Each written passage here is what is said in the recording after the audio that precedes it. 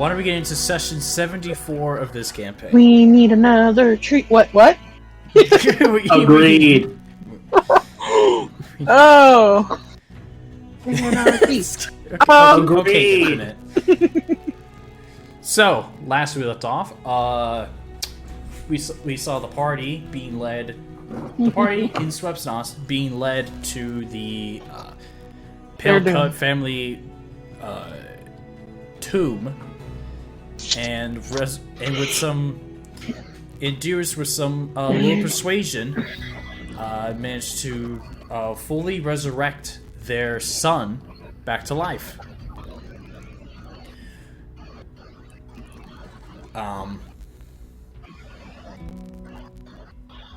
And so now the family is whole again. Afterwards, the party regrouped and teleported themselves back to Nofliasile, and wanted to take care. And the party wanted to take care of a few things. Bob took a nap, a hard nap. Long nap. It was long and hard. Dearest, I can't remember what he did specifically. I did so fucking much. There was so much. Do you want me to go through the list? I'll go through the list. Well, first we the had condensed list. First, we had Takari and Hugbear head over to Hestein, as Takari was feeling uncertain about her marriage with the Fey Prince Vars, and confronted him, got some clarification that the letter she received from him was not from him, and it seemed that Takari was ending things, which left both sides sort of heartbroken. And with a little consulting from Hugbear and her mother, Takari came back around. I guess did they come back around and agree that they were gonna start over? I'm trying to remember. They were gonna give it a try. Okay, they're gonna give they decided they're gonna give it another try. Give it that good old college try. And then the next day, her and Hugbear came back to Nofliasile the next day. I know Dearest at one point went back to see Gurmar and got the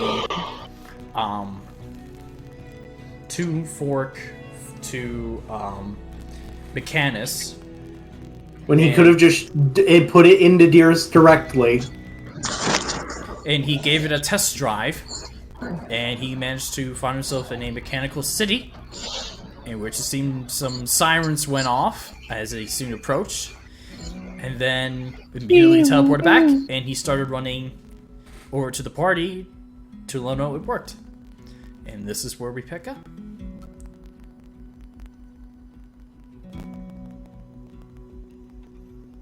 Alright. As much as I love you all, kind of had a bit of a fever dream. Dearest, when you resurrected the Prince Boy, did you take over his body? Because for some reason in my head, you were going to be the heir to the the Pale Cut family. No. So yeah, that's what I was saying. Is I can give a condensed list of all the shit that happened with Dearest. So shit that happened with Dearest. He got the DNA from the Pale Cuts because he's building his own mortal body. He also took the heart from the Cloud Giant, aka Synaz. He took his heart and turned it into the other DNA component to make his new body. So it's going to be 2/3 human, 1/3 giant. Now, on top of that, he also brought back one of his giant brothers, the flame one with the shields. And then he also got the bomb disarmed. He did go to Mechanus, and then he invited Grimmar with, I believe, to come with us. And there was something else that I can't remember. Oh, right, no, we were going to talk to Neardove about casting Speak with Dead today, so the very next day, so that we can try to bring back the giant. Right, because couldn't just wish like it had to be consent. I had to be consenting. I didn't have enough body material in order to bring him back the normal way, so I had to do the dirty clone, and then I'm having to speak with the dead to bring him back. And he's got to be the one to choose to come back. Gotcha. Well, you do what you got to do, and Hugbear's just looking for breakfast food. Roll perception. Perception or investigation. Like, oh god, what's better?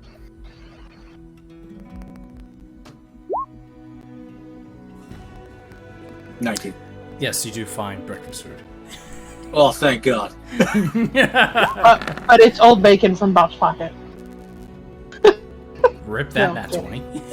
I'm, you know what? I'm okay with most of these rolls. I'll be good. All right. What's going on in the town? Like, are we getting more and more hype now that we've got a school? Like, it should be pretty hustle bustle here now, right? Yes, it is. It is. It is quite moving, as I mentioned previously, before you guys headed off to Swepsnos, that the general crowd seems the average age seems to have gotten younger, significantly because of all these, 19 to early 20-year-olds. All right.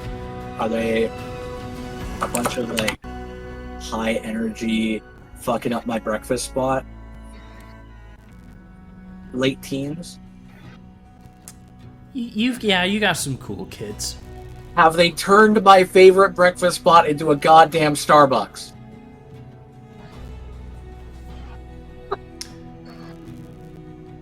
Pick high or low. High. No. They did not. Oh, thank God. I go enjoy a nice breakfast that they better put out for me. Oh yeah, it gets put out there. You get what you asked for. I have to build a whole nother restaurant if this thing goes down. But I'll tell you this: the place does seem a little crowded, as it appears to be the only tavern in Nofixile. What would be the, like, if we wanted to add a story, or like there's already like the bar, like the tavern section, then there's rooms above, and those are probably all rented out.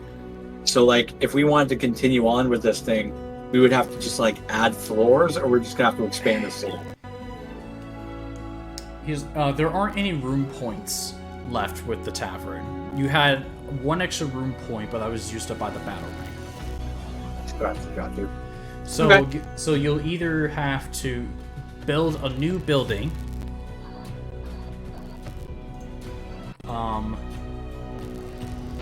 Let me take a look at something here. I want to take a look at something here. Yeah, can you throw it onto the town map? Because I feel like there's still buildings we haven't used, right? It's been a while since I've been meaning to update it for some time, but as you can see, the academy and the library are here. This lot has essentially been taken over by Near Dove to be sort of a medical center, and I don't believe this spot's been taken. Okay, well, we're gonna have to do some sort of entertainment spot here, guys. Like, we're getting to the point of, getting towny. We also are probably gonna have to worry about more garbage and maybe some plumbing.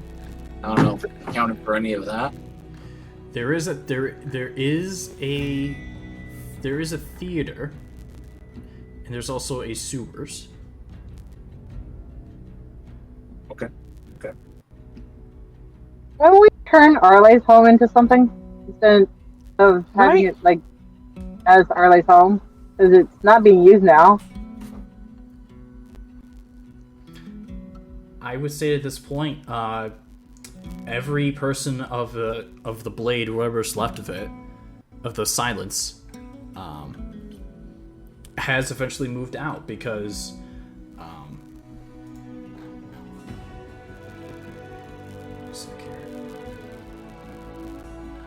Yeah, Arlie's gone. because Everybody else- Barrick has his shop over in the Gorgon Guild Hall. Cinder, now resides in the library and also helps teach at the academy. And Neerdove, as I said, has made camp for herself, taking the lower empty slot to be a medical center. So essentially, Arle's home is not used as much. Yeah, so we could use Arle's home as something else. Yeah. Alright, well, things we should think about. Arlie's home, a couple empty lots. We're gonna want just space for more people because we've got literally everything else we need, and I mean, the students are gonna need places to stay. Which I'll tell you this, Arle's home has no room points. So you'll need to deconstruct and reconstruct. Totally fair. But it is a cottage, so if you want to stick with the cottage, I'll be willing to give you the price of a house that is of construction equal to 50%. So it'll be 50% of the price. The cottage?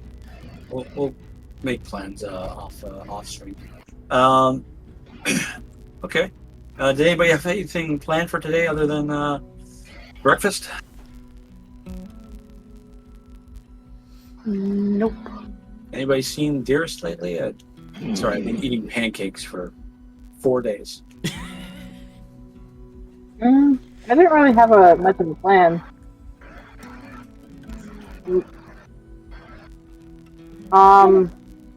What do we got going on at the market area?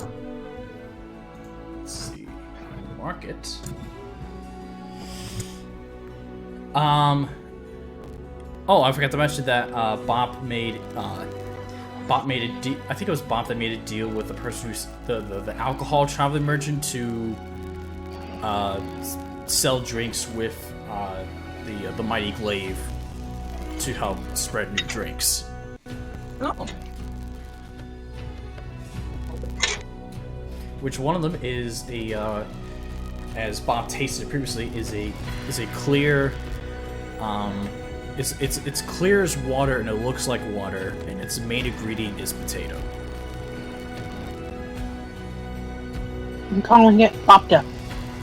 Babka? Yeah, Opka. Bopka. Get it What? now. But along with the alcohol merchant, there's someone who looks like they're selling tools, someone who's selling books, and someone that's selling flowers and seeds. Additionally, just a reminder, you have Barrick who sells medium heavy armor, Torin the Dragonborn who sells weapons. And then you have the three halflings, that sell potions, scrolls, and fashion. I know at some point when Corra is back, we're gonna have to fucking armor them the fuck up and get them on our level of equipment. So I'm holding on to some cash here. How much, considering that the blacksmith has already made one, how much would it be to make a second copy of that breastplate? that I commissioned for myself. Oh, wait a sec here. I'm sorry, go ahead and repeat that. How, considering that the blacksmith has already made it, how much would it be to commission a second set of that armor that I got for myself, the Thieves' Breastplate? Okay.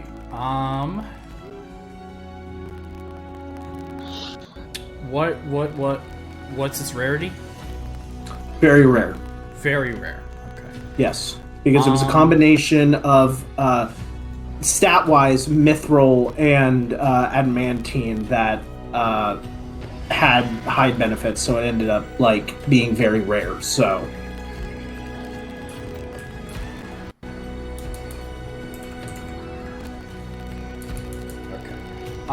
it will be 2,000 gold. okay, I would be willing to drop that for Corra, if you guys are comfortable with that, so that they can have a suit of armor for when they come back. Yeah, Yeah. sounds good to me. Okay. What do we have in the old treasury as a party? Like, have we made some bank here? Let me find this for you. Okay. Well, remember you've made some. You've in the group horde I'm sure there was a big purchase that you made, but I can't remember what it was. The dome for the city. Correct. So your group As horde well as commissioning the cannons. Your group horde right now is a little over 5,000 gold. Okay. Well, let's go murder and raid. Oh yeah, that's right. We're friends with everybody now. Fuck. Sorry, my fault. There's no longer drama in this world because Dearest talked. I guess we have to go leave this world and go beat up some robots for money. Yeah. Meanwhile, Dearest comes. Oh no, Dearest is over here. Meanwhile, Dearest. No, Dearest isn't there yet. No, Dearest Okay. lives in the library at the moment. He has Tonka bring him books throughout the night, so that's what he does. He goes into shutdown mode. At this point, Dearest, you hear the word robot. You hear Hugbear mention robot. At that point, he wakes up. Racist! Sorry, is there a different term? You just hear from a distance, racist. Everyone just stops. If there's another word, I don't know it. Dearest will then leave and come over to the rest of the group and Warforged or Battleborn, whatever you want to call me. But robot is offensive. Robots don't have souls or brains. Mechanically inclined. That's okay too. I'll remember that.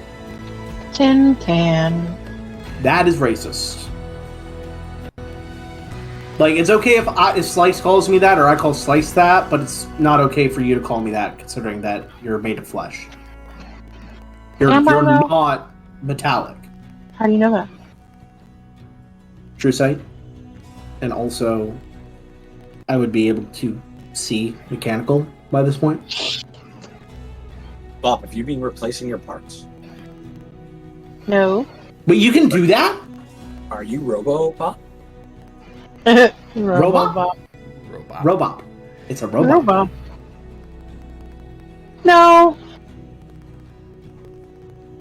For lack of trying.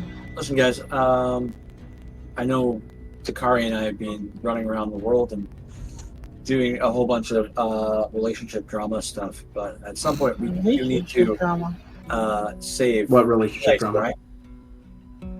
Yes, we need to do that today, but Neardove is going to try to wake up my brother, and if that's the case, I'm going to get him sent away, and then we can go.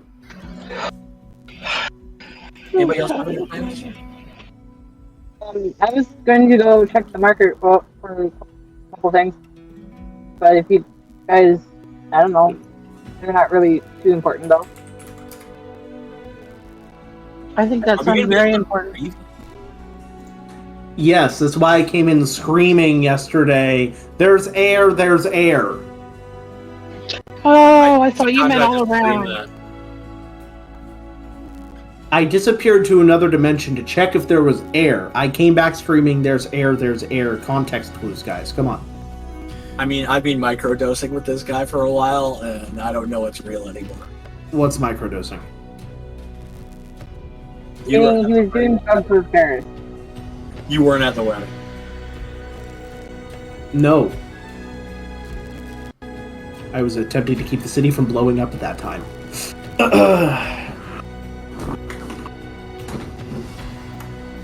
Alright, so I need to go deal with Neerdove. I'm going to stop by the market real quick, and then we can gather over at the library, and then we can head out then. Sound good? Hugbear can't go to the library, it makes his nose bleed. Yeah, I will die of blood trauma.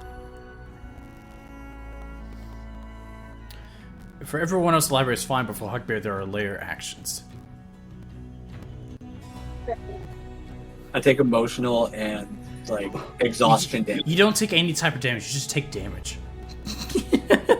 Fine. Okay, fine. We'll meet at the market. I'll do some shopping, and then we can teleport from there when I'm done. Alright? Your thing. Oh, I need to do some shopping as well. So I will come with you. Well, I need to go revive my brother first, but... Okay, fine. I'll meet you there then. Also, check Discord. Alright, so while Takari tries to figure out what a Discord is, Dearest, you head on over to the... You buried the body, right? Yes, we in a cocoon of earth. In a shallow grave. So you go outside to meet with Neerdove, and she goes, Alright, where's the body? I can't remember where you posted it. Mold earth, wipe away, earthbending style. You just see a face. Yeah. Alright. Well, He is still technically alive, however, this is a clone. He needs to choose to come back, so I need to talk to him. okay, well, I speak with Dead. So, just so that you know, it'll bring the course, it'll wake him up, and you'll be able to ask him 5 questions.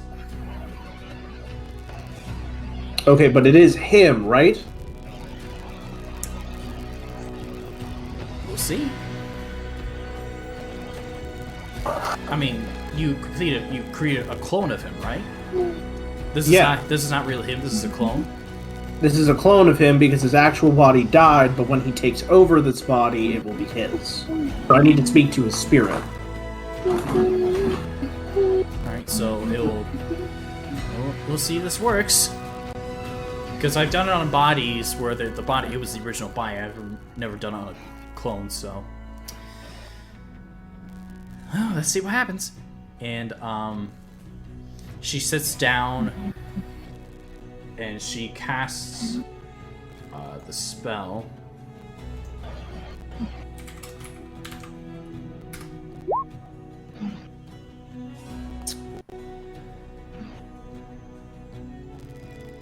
Oh, I meant to roll with advantage. Oh, that was a public roll. Oopsies. You know what? Because I fucked up, that one doesn't count. There we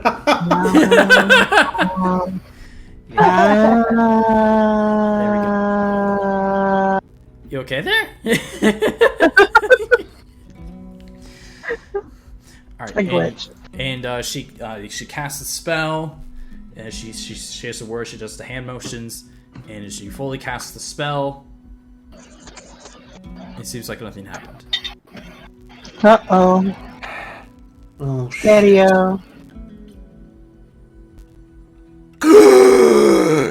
And the eyes fling wide open, the jaw drops as you sense his, you sense the presence of Rogrog in the body. And she goes, remember, 5 questions, that's it.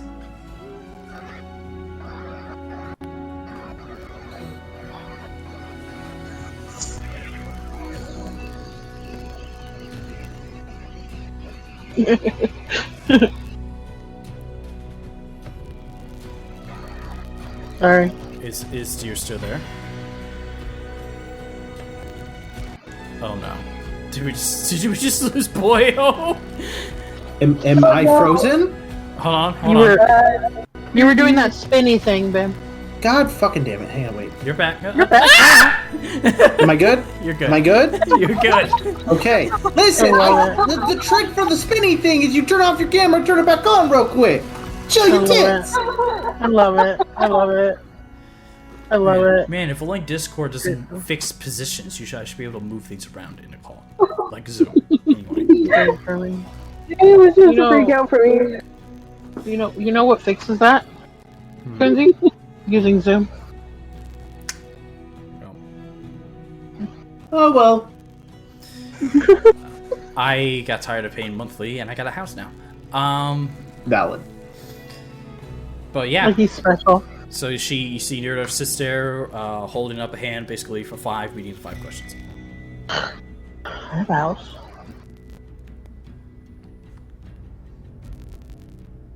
Why won't you return to your body willingly?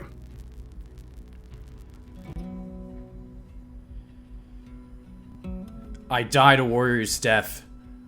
Warriors don't deserve to come back when they die this way. Valid. You died for an unjust cause, meaning that you are probably suffering in some way in the afterlife. Wouldn't you prefer to come back and work for the good people?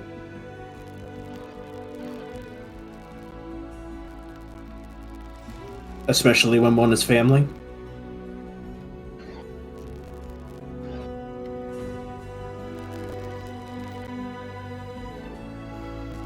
I fought for what I thought was right. I accepted the potential consequences, even if it meant my death. I'm proud of it.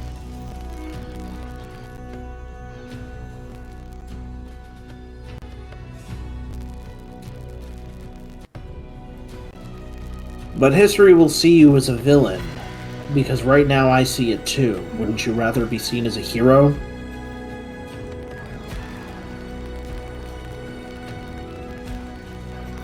Good, bad, there's no difference. I shall only be shown as a strong warrior back during the war.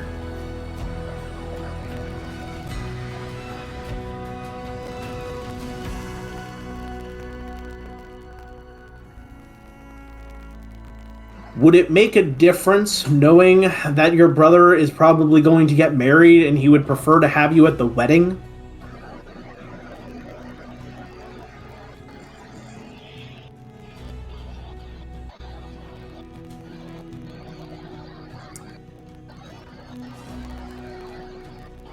Make a persuasion check.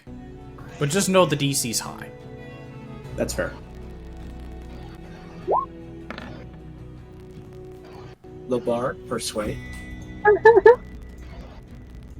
Okay. There's no response Never. initially. You asked 3 questions so far, right? Yes. Okay.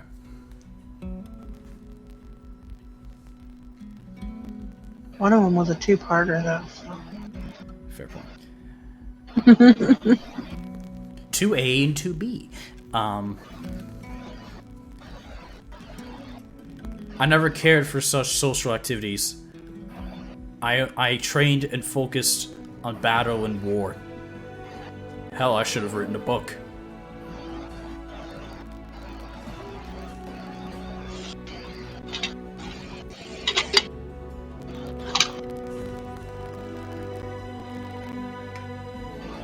If you don't wish to come back now, I will respect that. However, your body will be in a capsule, allowing you to come back at any time. And I would prefer that you come back, or not just my wedding, but to serve by my side in a battle. To claim what we had truly wanted for our lives and for this world.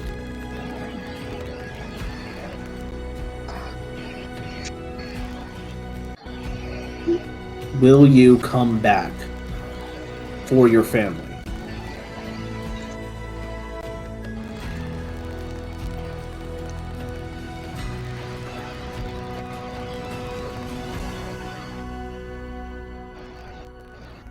As Arle, as you call him, once say, things that die remain dead. They come back, they don't come back the same. And then you see his eyes shut, and you don't feel anything.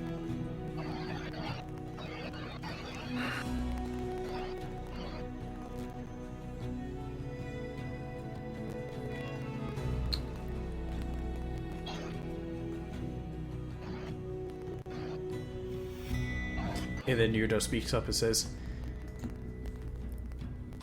I hate to break this to you, but that was the only time you'd be able to talk to him.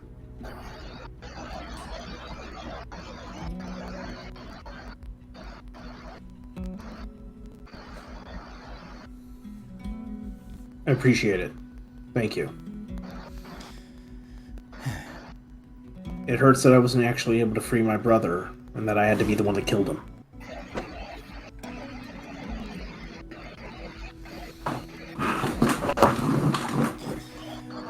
I'm sorry you're going through this. And Not your fault. She puts a hand on your back of your shoulder. Not your fault. It would have been wrong for either any of my friends to kill him. They're my responsibility.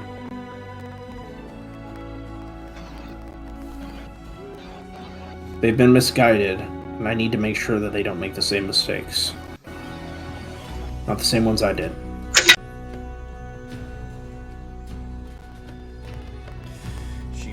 She gives you a little pat, and then she gathers her things and heads back.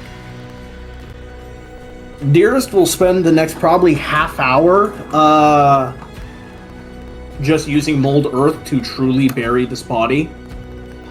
The clones don't actually age, they stay the same age that is requested. So his body is mortal and will stay there for all time until he chooses to come back. Until the rumbling. No. Yeah. Alright. And so while this half hour happens, what is all this happens, what does the rest of the party do? What would Bob, Hugbear, and or Takari like to do? Takari was gonna go shopping. I was, but I was looking for a thing that I had messaged somebody about, but can't find it, so...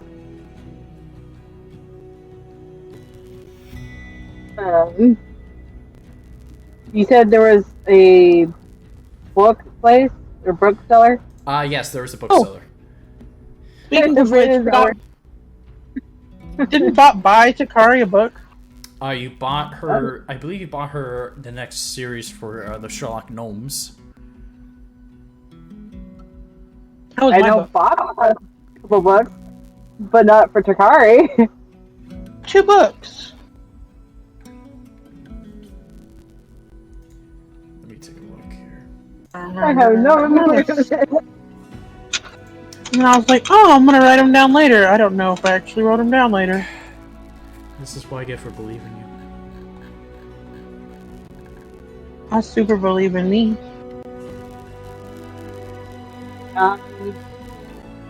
I'm not sure if you... I don't remember you getting anything specifically for anyone. I remember you getting, you know, the next series in the Sherlock Gnomes, but...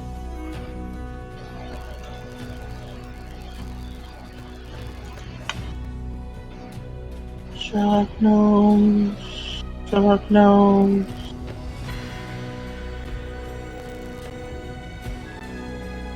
I could have sworn I bought a 3rd book, but that's okay. Okay. But yes, there is Takari. There's a bookseller amongst the caravanserai that's outside the main shop. She'll probably head over that way. I think I remember 1 or maybe 2 of the books. Hang on, I gotta find my character sheet now.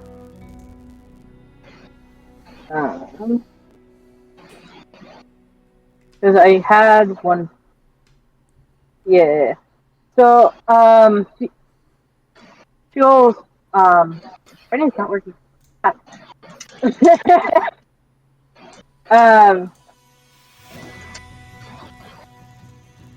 it the same seller that has been selling books? Yes. This is Cat talking memory-wise. You know, those big round glasses. Oh, hi, what can I help you? Hi, do you have any books that would give you more, like, charisma or strength? I do not. I've heard tales of such books, but I've never had one myself. Do you happen to know where I would find them? Or know of or a tale of or spot? Again, I've only heard tales. I've never seen one myself. And if you happen to find one and it doesn't seem to work, I've heard that it takes a while for it to regain its power. But it's all myth and tale. If you can wait 100 years, we've got one. He should do better at his job. If you ever come across one of them, would you be able to let me know? Yeah, and it would be cheap though.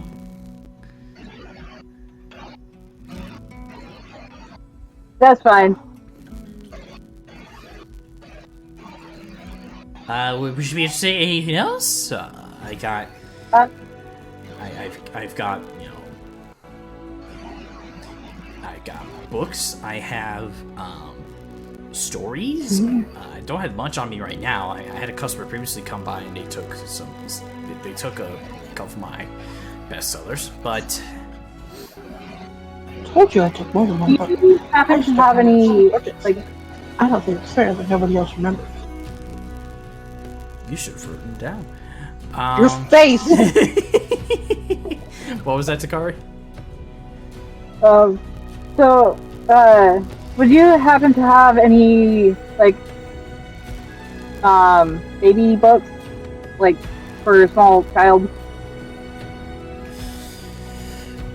Baby books? Like,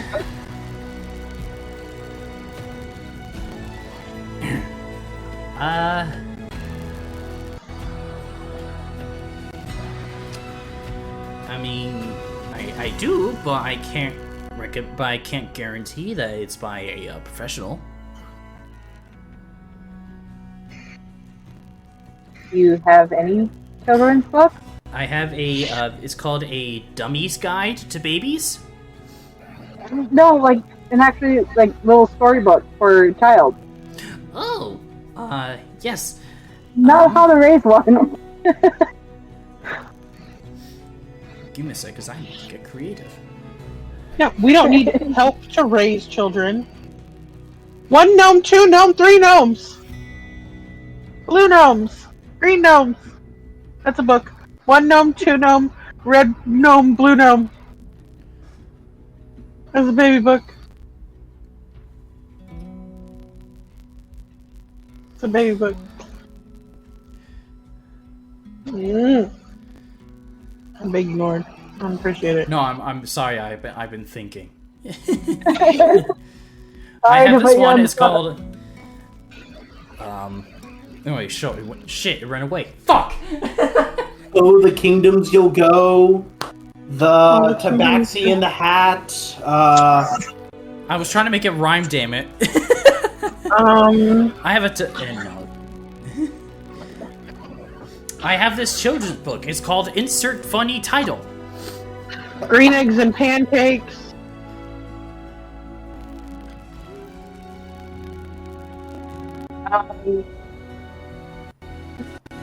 Hugbear, here's a who.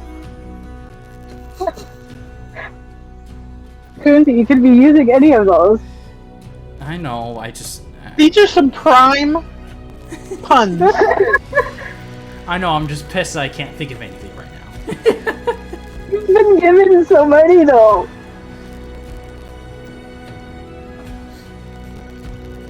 Dragons and Socks. If you give a goblin a cookie, Do you want the book or not?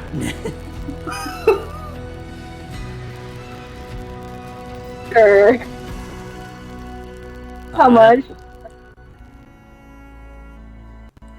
It'll A title be, like that, it better be like 5 silver.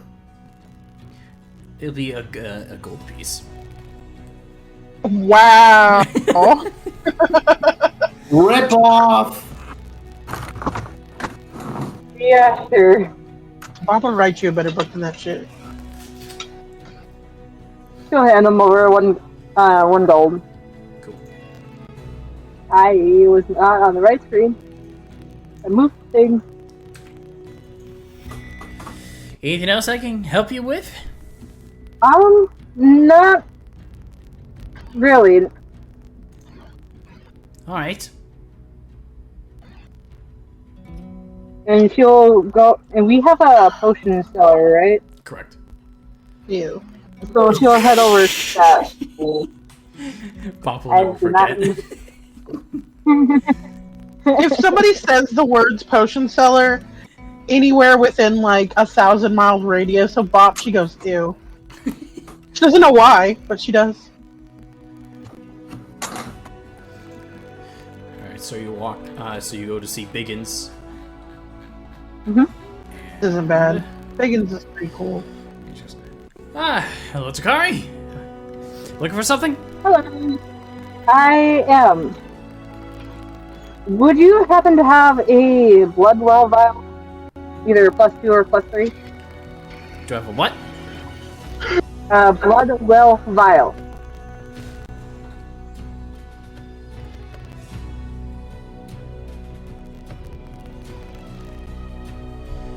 I know it. I have. Wait a second.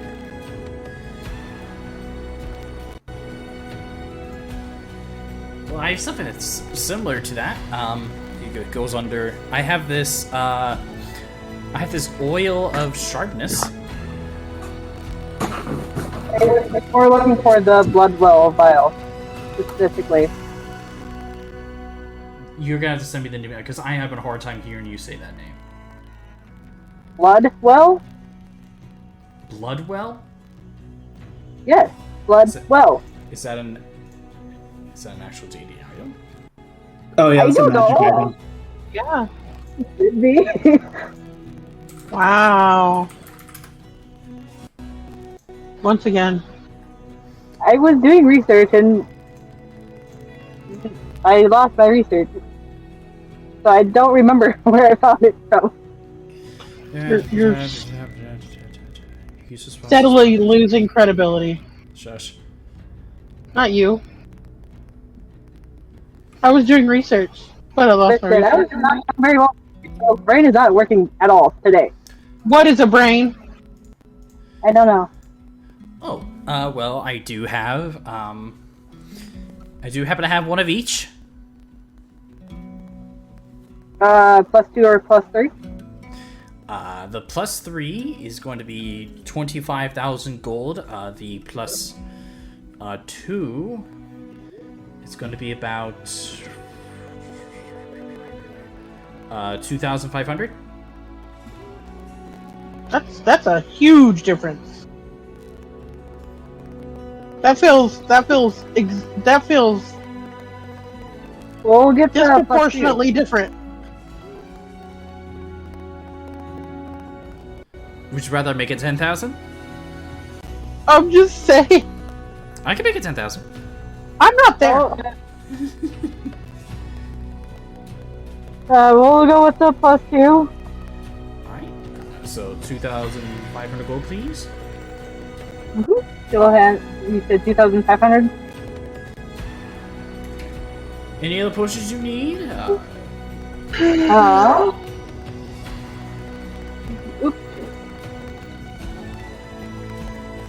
That's the wrong button. That's fine. I'll fix it. Look, there, fixed. Got it!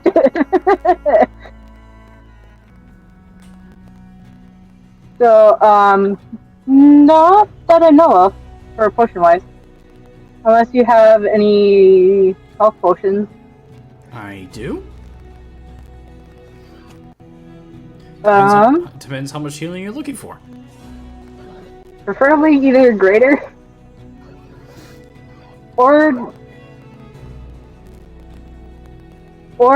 do you happen to have a potion that will help with against machines? Against machines?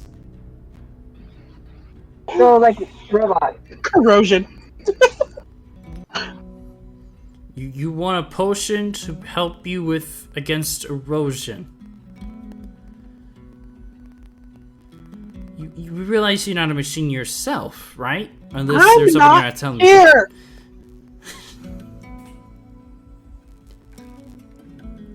So we I'm may muting be myself. traveling to a world that has mainly robotic. I don't know how to really describe it, but they're mechanical creatures, and maybe to help against something like that. I don't think I don't have anything that's specifically. Like anything that will buff strength or lightning in a bottle.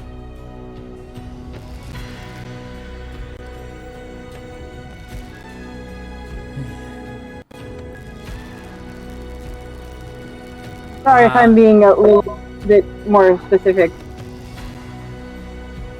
with my request. I don't think I have that lightning in a bottle you asked that you're thinking of. I don't think I have anything for what you're looking for here. That's fine. Any greater healing potions then? Yes. I have your greater. Well, you have your basic. I have your greater. I have superior. I also have supreme. One bottle of it, though.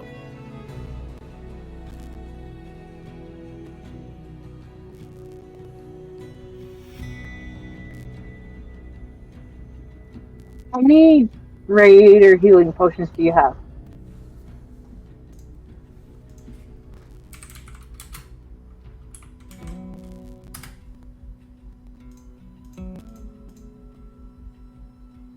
You said greater, right? Yep. I have 2 on me today. You? Each of them. I will. Each of them is 250 gold. 250 gold? 250 gold each. That's fine.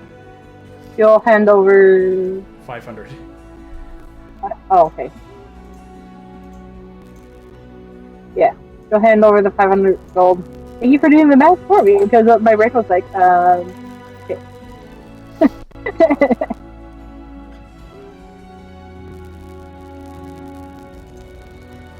I think that will be all from you. So, thank you so much. Alright.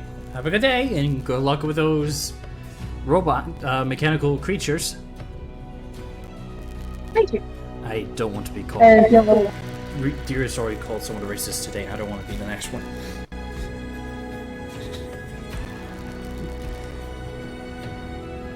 Potion seller already scared of offending the one Warforged in the world. You should be afraid of me. Alright, anything from Hugbear or Bop that they want to do? Bob's just been watching Hugbear eat pancakes. And there's just it's just a quick cutscene to Hugbear just smashing out these pancakes. There's all these college students going, "Go, go, go, go!" as you just keep eating in place of being. Yeah, I'm basically Frank the Tank over here. And they're like, "Is he gonna break? Is he gonna break his record? Go, go, go!" You have basically started. You basically have started food eating competitions.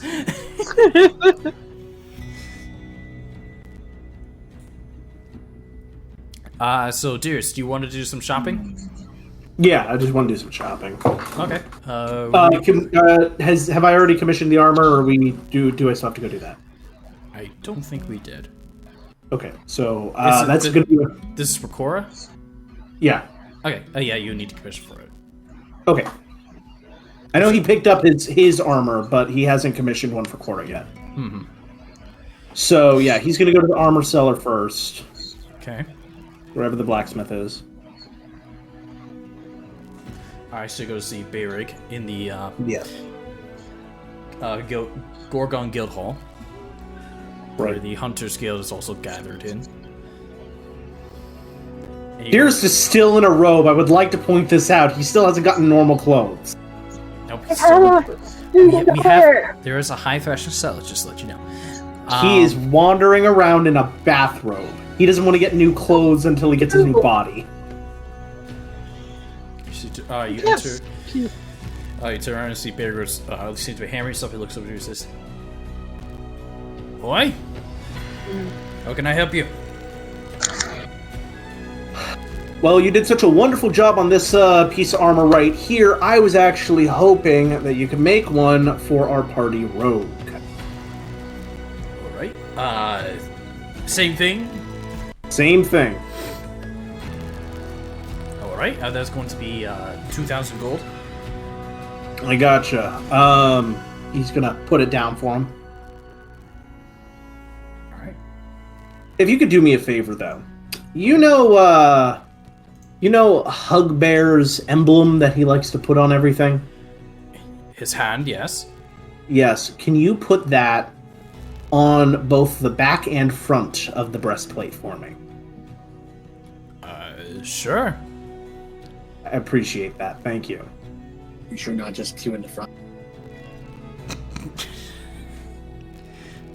Too late. She would kill me, let's be honest here. She would have a hell of a time, but she would find a way.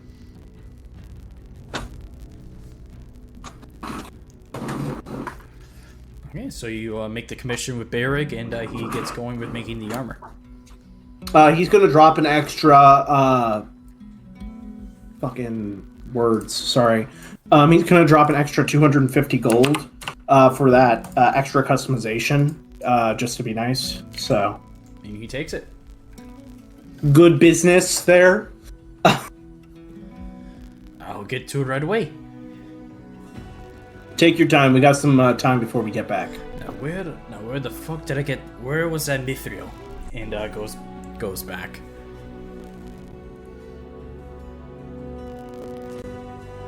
Oh, he is going to hand him his old adamantine breastplate so that he has it to use for the armor. Okay. And what kind of armor is this supposed to be? It's the thieves' breastplate. Breastplate. Okay, cool. I just needed the Yeah. type of armor. You're good. So you hand it. See, he takes it, and then you see. Oh well, if you already have the adamantine breastplate, I just have to infuse it with the mithril, and you see a 1,000 gold gets thrown back at you. I'm like, no. You said 2,500. All right, you're gonna do work for me. You're getting paid for it. Fine, I'll take your money. And grabs it. Not gonna lie, throwing that 1,000 at you hurt me more than it was gonna hurt you.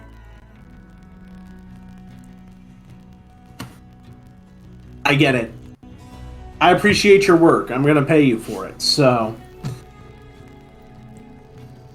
and now, if you'll excuse me, I have to go take down a bunch of tin cans.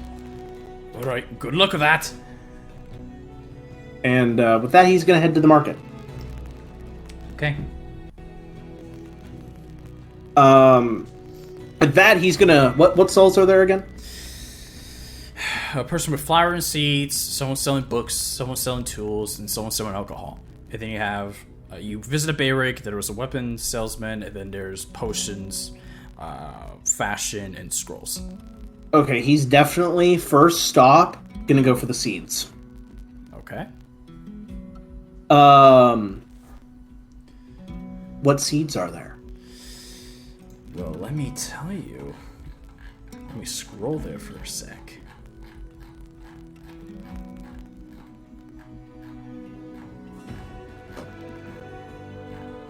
Okay, we go.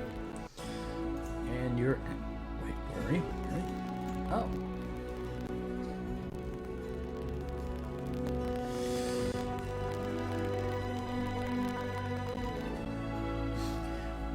Well, if you're interested, I recently acquired some dragon lily seeds. What are those? Well, these flowers.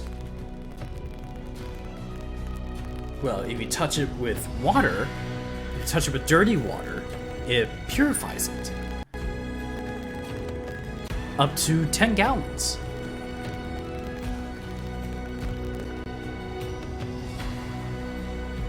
So if I were to plant these alongside a like tainted riverbed and they took root, hypothetically they could. The petals will have to touch it. Right, but they could progressively clean the water over time. That's not how it works. It's the petals, Yes. not the root. It's the petals. Yeah. Right. Yes. Do you understand how botany works? I'm the florist here, not you. Right. What happens when plants die? They fall. What happens to petals when they're near water? They go into the water when they die. And if that were to progressively happen every year, over time... I'm not sure if I want to sell this to someone who has a potential of killing plants. That's how life works. These trees die every year, and then they bear fruit and leaves again the next year.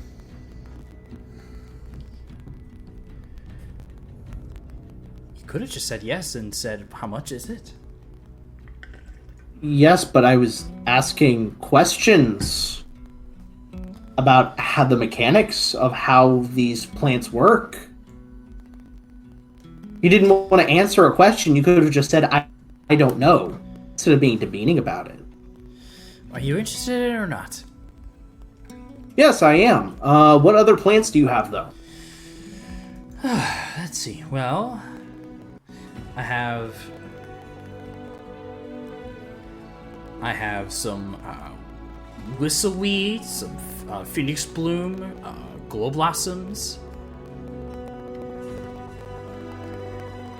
I don't know what any of those are. Oh, so you don't know. You don't know? What? Anyways, the glow blossom, after it's fully grown, emits a little bit of light. It seems to be emit 10 foot of dim light. Interesting, okay. The phoenix bloom works like a torch. Okay. And the whistle seed. Where is it? The whistleweed whistles very loudly. Okay. That's fair. Okay. She pulls up two leaves. Would you like to hear it? Sure. And then she rubs the leaves together, and it just emits this very loud whistle. And you see people around you are just like, ah, fuck! Stop it, not again! And then she puts it back down. I think I'd like to buy everything.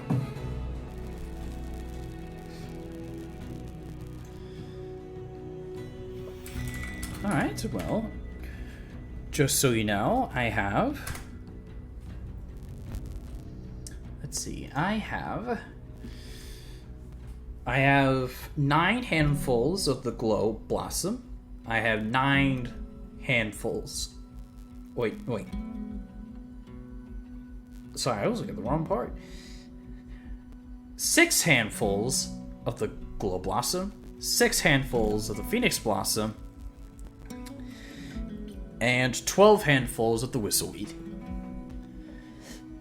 The glow blossom seeds are 2 silver per handful. The phoenix is 2 gold per handful, and the whistleweed is 1 silver. Okay, and how much just for everything? For all of it? Thanks for making me do the math. So 6 silver, 6 gold. Let's add the silver together. 21 silver, and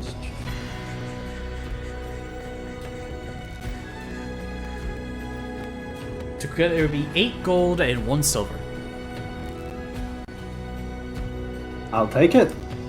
Okay, so you have your hands 2 handfuls of glow blossom, 2 handfuls of phoenix blossoms, and 5 handfuls of whistleweed. What about the dragon lilies? Oh, the dragon lilies too. That was 10 gold additionally. So the total is 18 gold and 18 gold and that's 1 or 2 silver. 1 silver. 1 silver. Oh.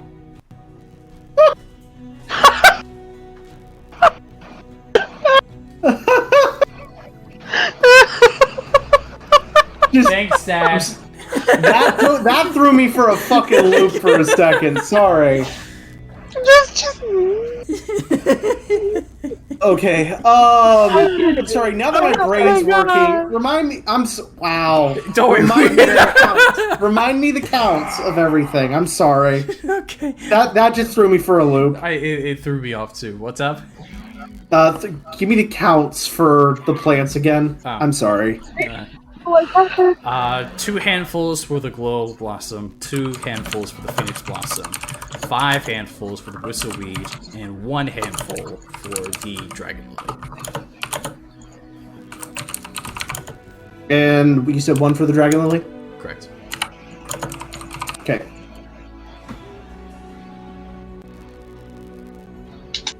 Cool. Thank you.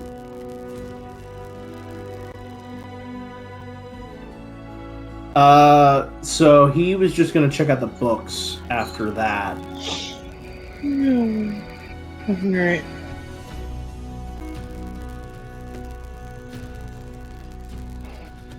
You know what's funny here? It gives this thing that I use gives a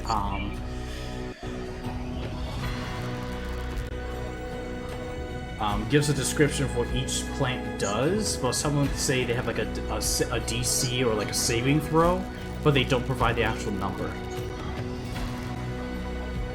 So it's just like fucking great.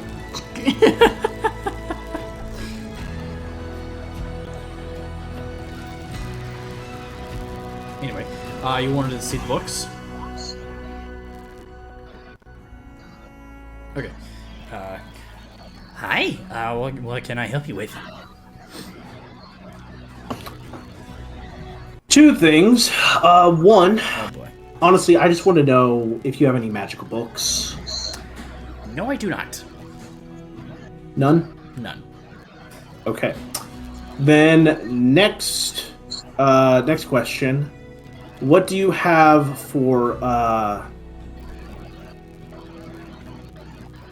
like children's books? My friend recently had a kid, and I was trying to find a present.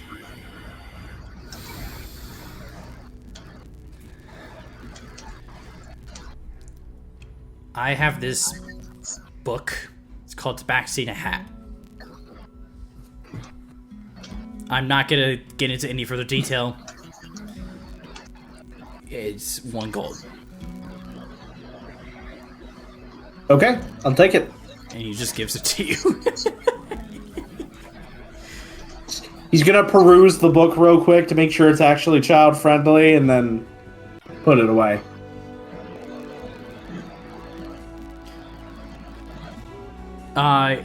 You read the book. You take a little glance at the book.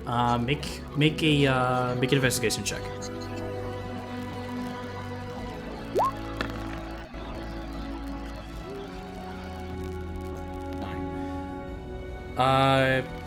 You don't know. That's fair. I don't know what's child friendly.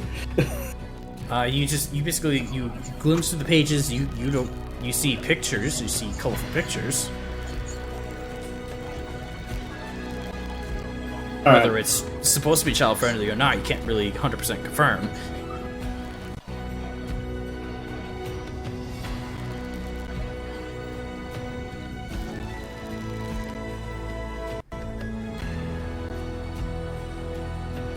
Alright, well then he's going to put that in his bag of holding, and then he's going to go find the rest of the party. Okay. And so eventually all of you gather. You find yourselves in the same place. I've been eating for 7 hours. What have you guys been up to? I've been waiting for you at the market. Did we agree that we were going to meet there? Come on, man. Hugbear, roll me a D100 for me.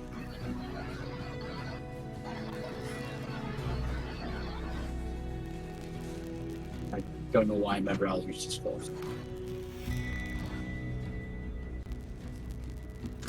Nope.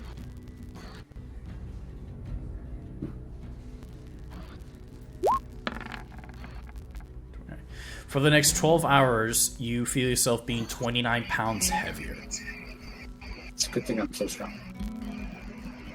But I have been eating like a motherfucker, maybe 29 pounds worth. You know I've what? been goaded on by college students. You know what? Make me a con save for me. You're going to have like a 15-pound shit.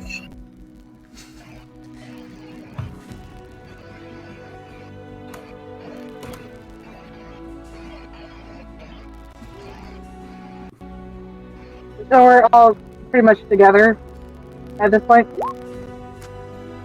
12. Or I not think yet? so. Yes. You, along with feeling 29 pounds heavier, you feel that somewhat affects your movement as your speed is reduced by 5 during these next 12 hours.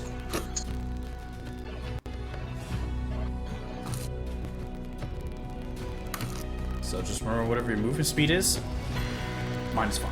It's been changed. Cool.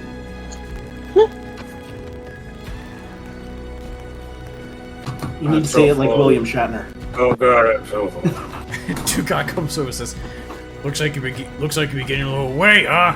Getting a little lazy. Up here. Alright. You should go. I forgot to go tell the fucking artificer.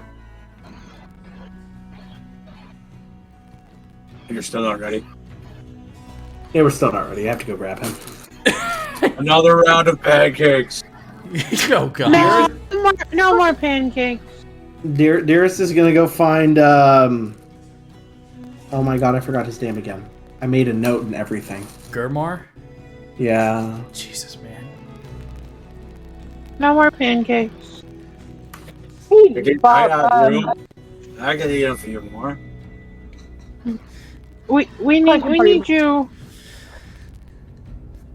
or- No more Go ahead. pancakes. You'll be fine. Ugh. Well, I'm gonna get back to that, Hugbear. If you really want pancakes, I'm gonna get back to that.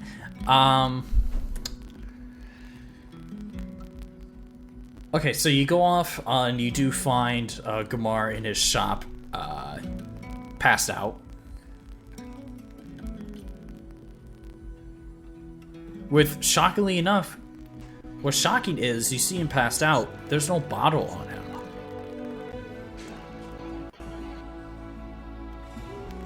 I'm checking his pulse. Make a medicine check for me. That is literally my worst thing. Oh, okay. So not only is he alive, but somehow you're able to tell that his you count the beats for a sec, and you tell that his heartbeat is around the normal range, and you take a look around. His usual alcoholic smell is thinner. From what you can gather, he seems to be putting himself on hold. He's sobered up for this? Shit. With that, he's just gonna pick him up and start walking. What the fuck are you doing? We're going! Going where? To hell. Mechanus. Yeah, wake me up when we get there. Yeah. Did he have a bag or anything nearby? It was, you see, under his desk. He's gonna grab it real quick. Hey, don't touch my stuff, thank you. I'm bringing it with us. You could. This is not him like waking up from like being drunk. This is him just. I know. Very, very tired. I'm aware. I've been in this state.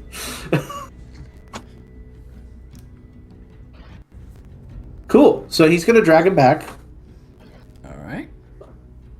or carry him back, whatever. Take him with you. Just- Yep. And then he's just gonna be like, all right, ready to go.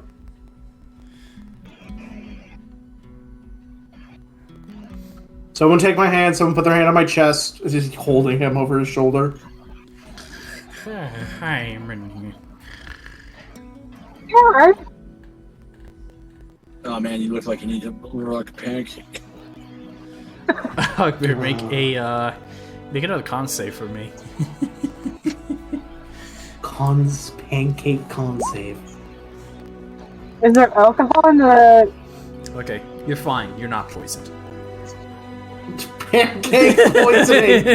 He has syrup poisoning, guys. Is that in your name? Pancake It's poison. maple poison. It's maple poisoning. It's the Canadian shining through. Diabetes. Diabetes. Baby. I was gonna ask Bob a question, but if we're teleporting right away, then yeah. What's your question? Does your dad or father still make those little toys? I believe so. Preferably the ones that don't catch on fire. I cannot promise that.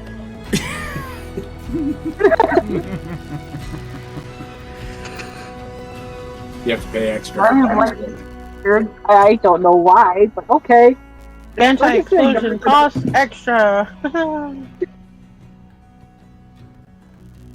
Remind me when you get back that to go talk to them. Oh, Bold of you to assume we're coming back. All right, let's go. Oh, we're coming back. Most of us. Who's taking my hand? Who's groping me? Takari will take you. she's gonna put her hand. Bob's probably small enough she could put her hand like on his hip and Yeah. still be. Yeah.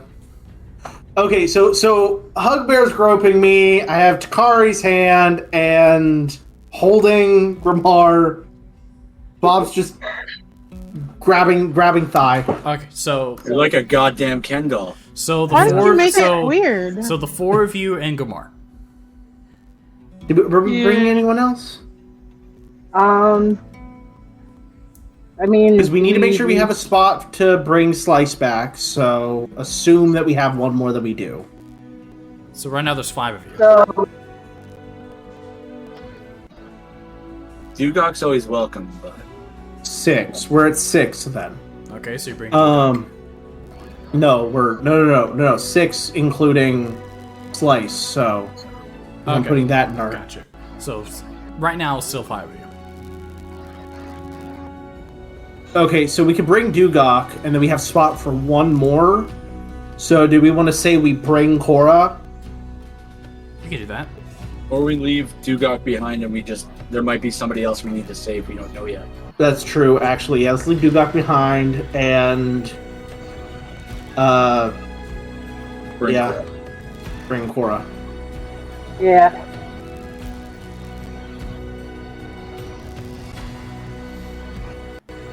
Cool. So 5 of you. plane shift.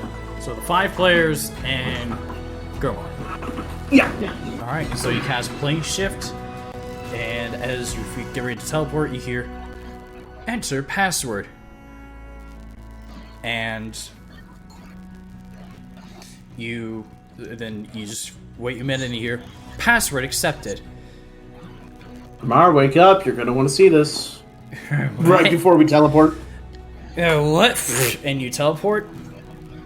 And as you go to land, as you feel you're going to land in that same spot that you were going to go back to,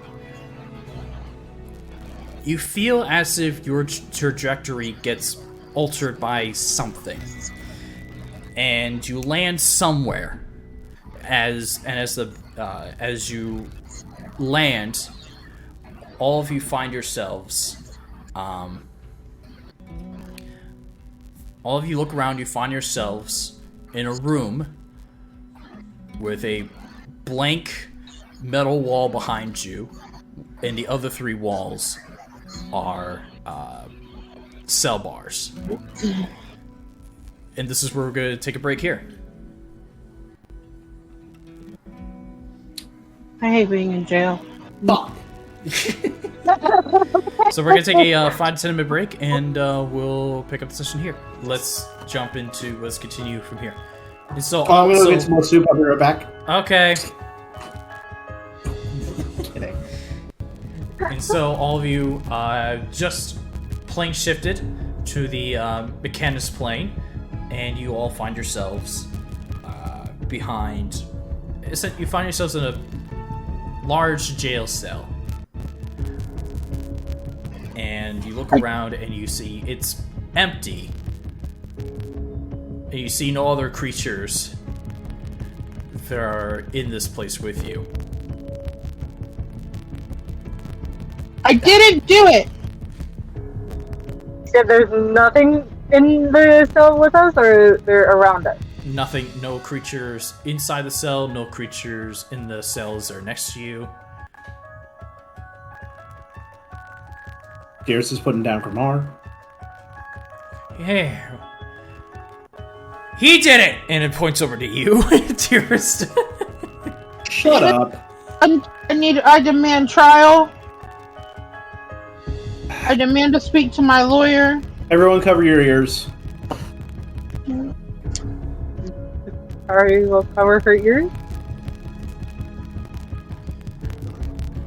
Thunderclap, making sure that we can still use magic in here. You cast Thunderclap. Nothing happens. Nothing happened. I think we lost. I think Boyo froze up again. Fuck. Oh no, he's back. Just for a half a second. It was a half a second freeze. Okay. You had me concerned for a second. I'm like, you guys don't freeze for me. We don't? No. That's good. Okay. Yes. So- Over. Yes. What? I'm bad at it is the thing. So I love how I said that and both me and Infinite pretended to freeze. Yeah. But yeah, you go to cast Thunderclap, or yeah, and you go to cast a spell.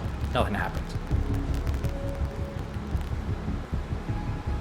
I walk up and touch the bars. Make me a dexterity saving throw. I'm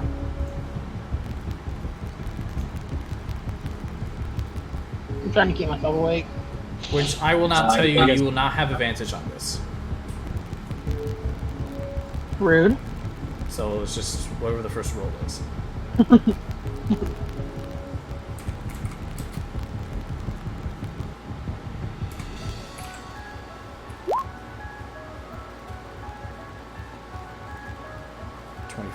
Okay. That makes me cry inside. Thought the other one was a 20. Nat 20, yeah. Jesus. You rolled a natural 19 and a natural 20. What the fuck? So you only take half damage. You take 42 halved to 21 points of lightning damage. Oh, fun. As you go to touch it, and there's like a zap, and you quickly pull back. And that because it's electricity, all his hair is standing up now, and he's a big old goofball. No, that only would have happened if he failed. Damn.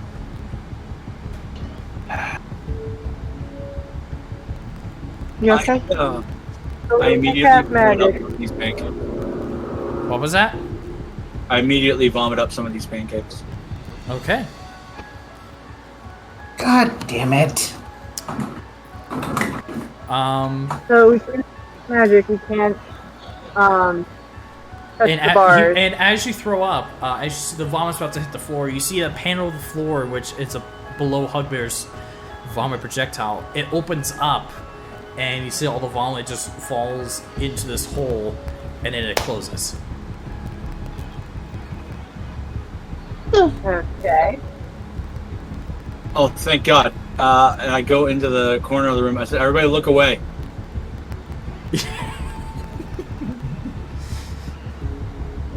I get nervous. Dearest is just gonna sigh. Oh, I think I know where you're going with this, and yes. Is everybody looking away? We're looking away. Hugbear poops. Yep, and same thing, and it falls through the hole.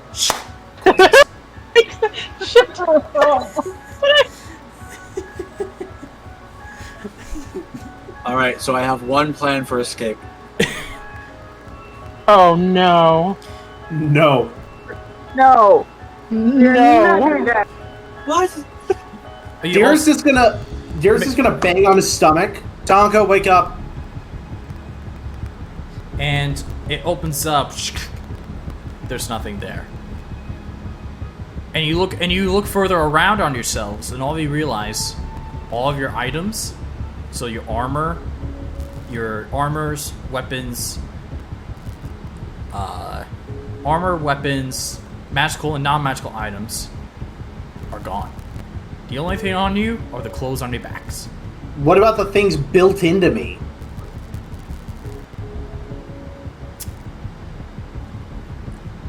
Disabled. Okay, you had me concerned for a second because I was about to be blind without an arm and part of my neck gone. Disabled. Okay. God.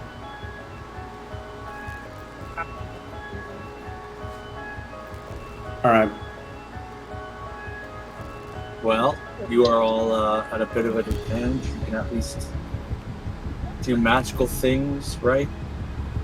You don't need weapons, per se. No magic in here. Oh, okay, so I guess just me being a fucking human meat shield, or inhuman meat shield, is our only advantage here. I can still be angry. I still have a couple of tricks up my sleeve. Question. Okay. Is Wild Shape a spell or an innate ability as a druid? Does it use spell slots? No. You're not able to cast spells, but any you can't cast spells or cantrips, but any innate abilities or subclass abilities you can use. What if I have a free use of a spell that is part of my subclass? If it's a spell, you cannot cast it. Okay. Bob's gonna be like, okay, I got an idea. And then she's how big is the shape between the bars?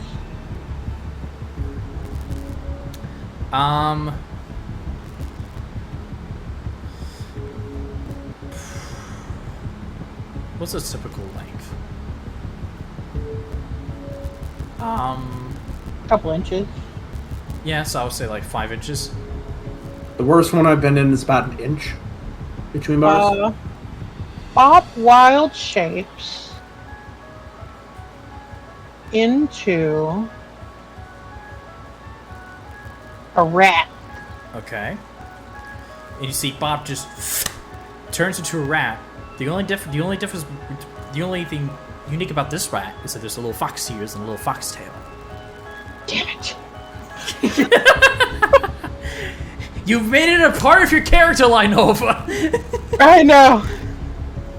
And then Rat Bop, does like a little twirl, and then runs to try to jump through the bars Dex saving throw for me. and out. And out.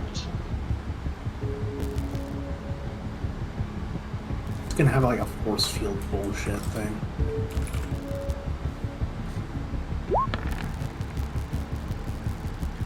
Oh. Though I believe your dex save is. Do you have like the dexterity of a rat right now? Because if I remember correctly, you keep your. Oh, I mental would. Stats. You keep your mental stats. Yeah. But it's a natural 4.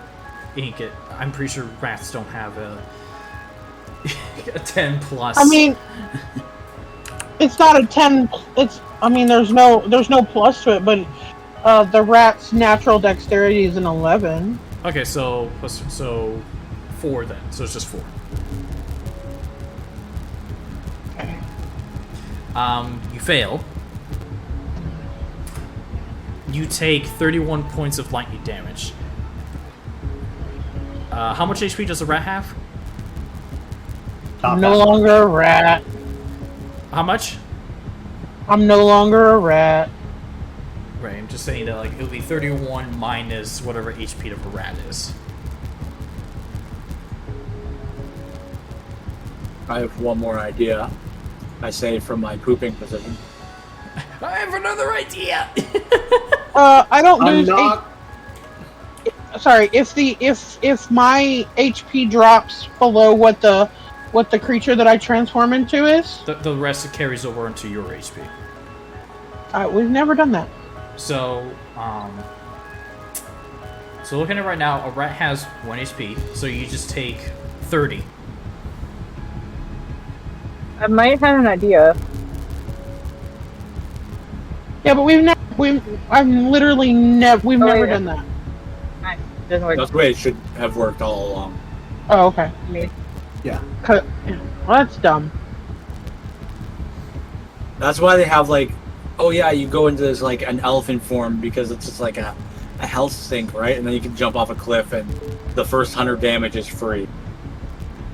Okay. What was it again, Kenzie? I'm sorry. 30. You take 30 points of light. The one that you take, so the rat takes 1 damage. You go back to your normal form, and you take 30. All right, that's fine. Hugbear from his pooping position is going to blink and cast his echo on the other side of the bars. Because it's an innate ability, it's not a spell. And You cast your echo. It goes out. You see something in the ceiling opens up. You see a gun come out. Shoot your echo. The echo disappears, and the gun goes back up into the ceiling. he is no fun today. Okay. The only way is down. Dearest is just gonna shake his head. No, because then guns are gonna pop out of the walls when we go down. Anybody else have to go to the bathroom? No. Bob's just sitting on the ground. I can wait this out. I ate so many pancakes, I'll have to go again. And as you all come to this, as you all continue, either come to senses of there's no way out, or try to figure out what to do, you hear footsteps marching in your direction. And here come the bosses. As you see 2 iron golems march to your guys' cell.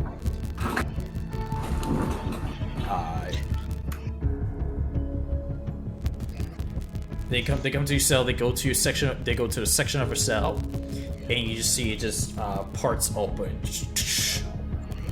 and you hear one of them say, "You are being summoned to be judged." Very well. Do I have permission to inquire on the judgment of another prisoner that you had? No response.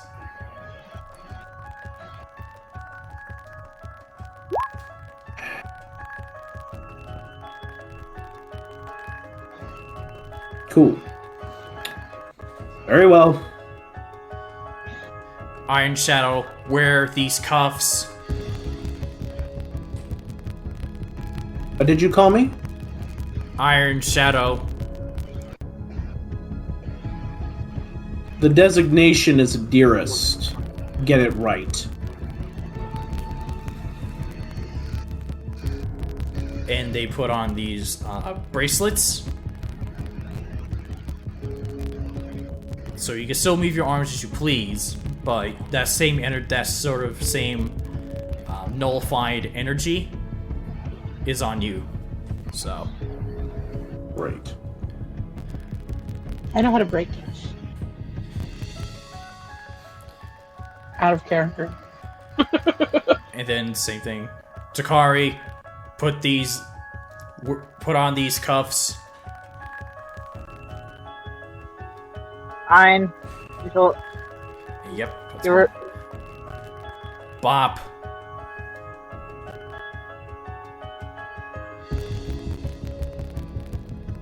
Yep. What? Put on I'm these Bop. cuffs. I don't. Why would I need cuffs? I am just a lowly artificer who makes things with my hands. You can also cast spells. Put on these I don't cuffs. know. Oh, mother.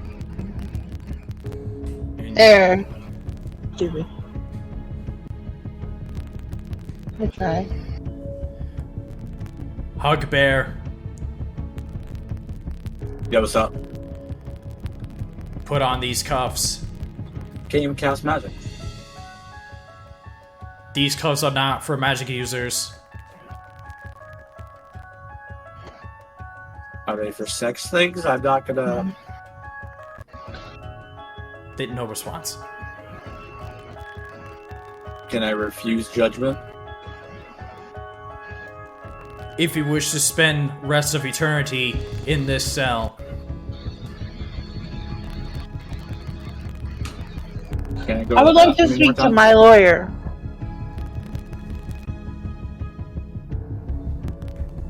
what was I that, just want to Hugbear? try going to the bathroom one more time. Go, and then you just stand there. Okay, I try to pee so freaking hard. He's and got a nervous Let me know if bladder. the floor opens up. You pee, and a very small cylinder opens up, small enough for the pee to go in. Cool. As soon as I see through that hole, I cast my echo on the other side of them. It's a very small. It shouldn't fit in there. Yeah, In the hole. and the hole. I'm gonna say no. I want to see what's down. Fine. I guess we're having no fun. Let's go. Put the fucking cuffs on me. The cuffs get put on you. And these they put them on, they feel like nothing, and then as soon as they activate it, they suddenly weigh like a shit ton. Like I'm jerking off. You have a -5 to all strength-based attacks and skills.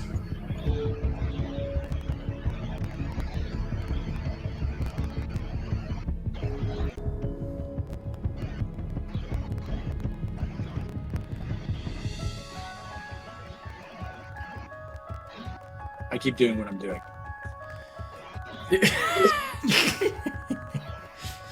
Jesus.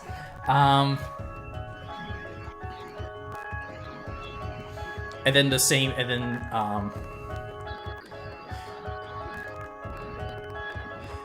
and you see they go to Corra, who they see.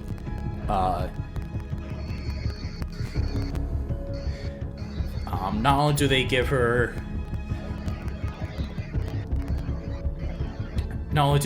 these, they give her cuffs, but also gave her little ankle bracelets, which, when she put on, she goes to walk, makes a loud noise whenever she walks.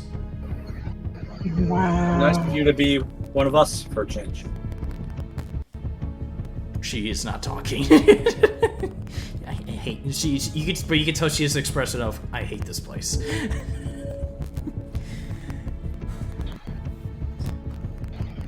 And then one iron golem goes. All of you follow this iron golem, and then the second one follows behind you. And you are led through to the interior of this, you're through the interior of this building. As you look around to see where you are,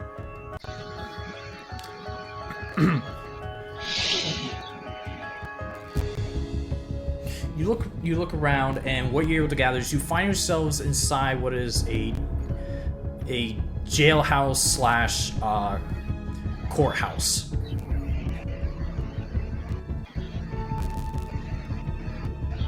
And you see all these, as you're walking down the halls, you see all these other mechanical-like creatures, from walking eyeballs with little feather wings, to warforges, to bigger creatures such as these iron golems, going through these halls, going about their daily business. Okay, I have a quick question, just about the state of this place. Is everything like pristine, clean? Everything's like it's optimized, perfect self, or are things rusty? No, it is clean. It is well kept. It looks as fresh and new as it was built. Okay, so it's well maintained. Okay.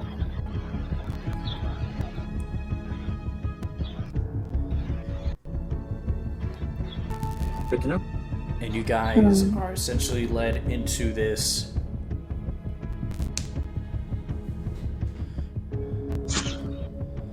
as you walk down the hallway, and you're led into this room in which it is like imagine like the courtroom in the Harry Potter movies, where it's like there's like this, you find yourself like on the center floor, surrounded by all these seats, in which the majority of it is filled by these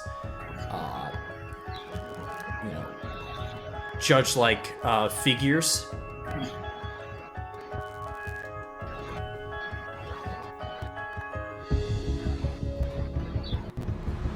And you guys are all basically being put into the center of this room as the door is shut.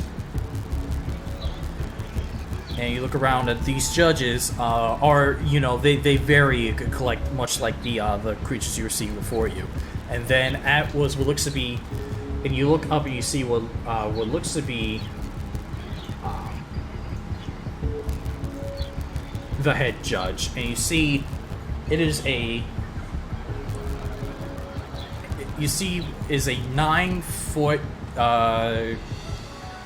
9-foot construct with seemed to be made with like a silver colored metal.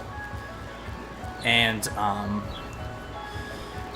you see it's like it's got like the it's got studs in certain segments of its armor, and you see that like it has little wings coming out like on the side, little metal wings attached to the side of the shoulders with like metal spikes near the top of where a head would be, but instead you see sort of toward the top center of this torso, you see this one giant eye.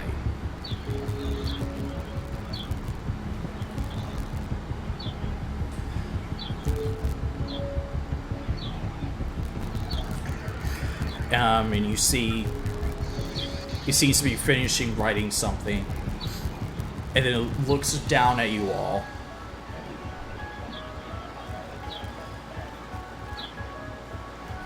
Takari, Hugbear, Mop, Iron Shadow, Gurmar, Corra. All of you are charged with the crime of holding an unregistered construct within your plane of existence. How do you plead?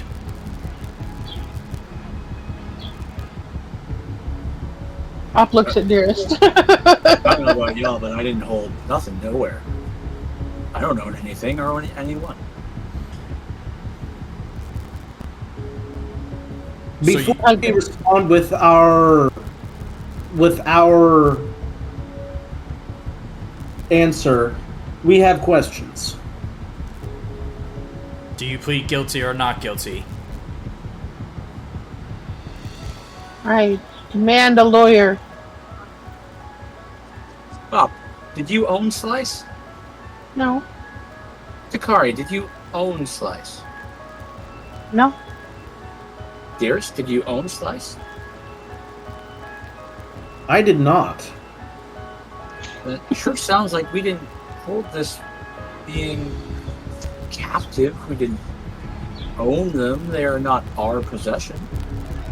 I'd say we're pretty not guilty of harboring or possessing unregistered being. They were there of their own volition.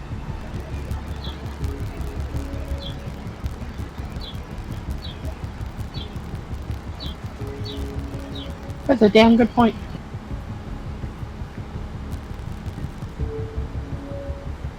The worst we're guilty of is befriending that being.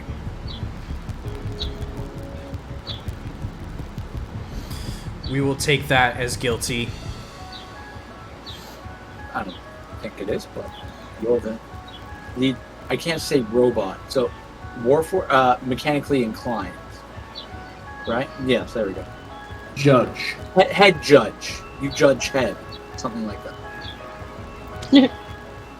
I believe in your world, we are referred to as your honor. As soon as you've earned it. It's not been one, though. In what way are we supposed to register a Warforged?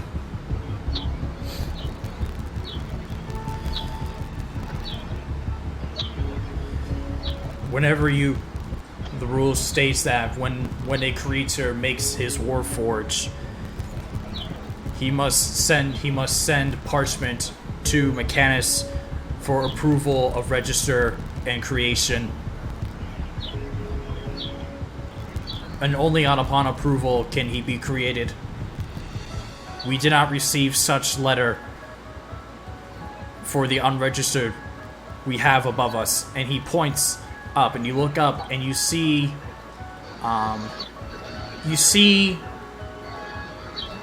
Dearest, you see Slice. I know, shut up. Dearest. Shush. But you see that he is pulled apart a bit. Where you see him, like, much like in Avengers Endgame, where Nebula is put in sort of suspended prison where, like, parts of her are pulled apart. Mm-hmm. And she's like, it's sort of that similar thing with Slice right now.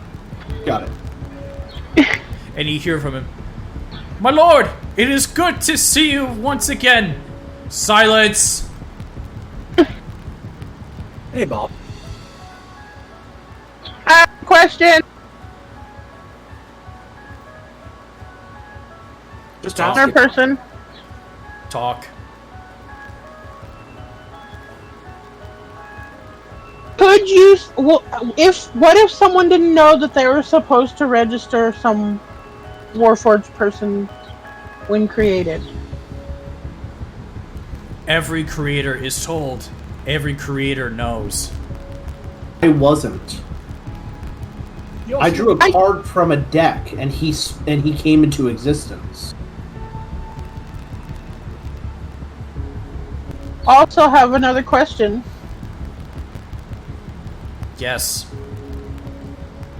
Do teeny tiny, slightly sentient beings count as needing to be registered? If you're referring to as toys, no.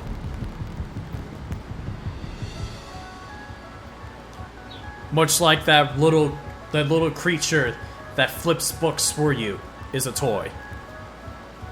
Not a toy. He's sentient. Got a brain. I built it.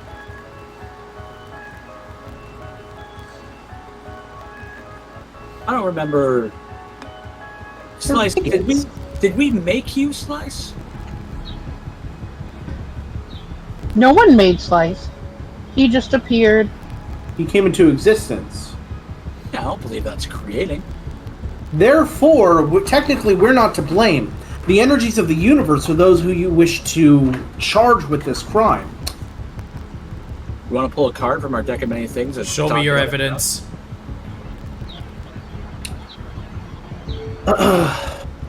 Bob, I know the last time I asked this, it was in a darker way, but can I borrow the cards? About that. Right, we don't have them. I You'll did find- them. You guys are all robots and you all talk to each other. I know you guys were, mechanically inclined. Casual racism! Y'all can talk to each It's other. fine. We have a racist, and then we have the bigots over here, and he's going to gesture to the judges. I apologize. Mechanically inclined. Y'all talk to each other. I know that you were decoding earlier. Can't you just go back to his creation and see who made him? When we That's the point. read through his memories, and I see he presses a button, and you see like a screen drops down, and you see what plays. You see it starts off like it starts off blurry and fuzzy, and then just suddenly there's a moment of you see him in a tavern in which Dearest you recognize as being Swebsnaz. As you see that you find yourselves in the first person perspective of Slice. As he turned and you see that he looks over towards you and he says, "My lord!" and pushes people out of the way and then runs over to you and you see your fate, you see your dark elf reflection on the screen, and you hear him say, "I have finally found you!" And then it just cuts. That is the earliest memory that we were able to find. That's his first memory. What arcane lore do you currently have at your disposal?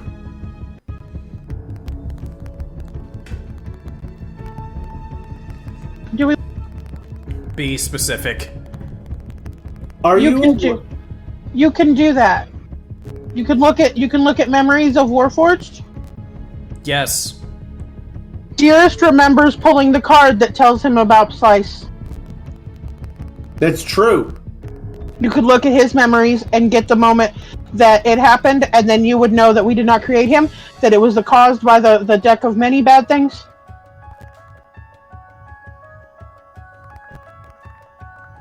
And you see. Would that be sufficient? You see the judges surrounding you begin to discuss among each other. Yeah, it is legal that he can do that. I don't know. You can get it from a deck of cards. Enough. And it just goes dead silent.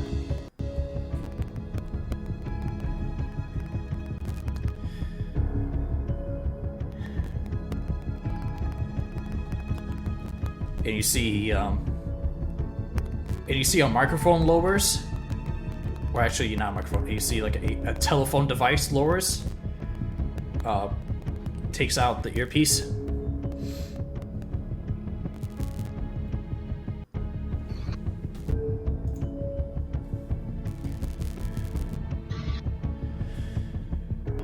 Supreme, we need you. Memory extraction. Yes, sir. It hangs it up, and it goes up.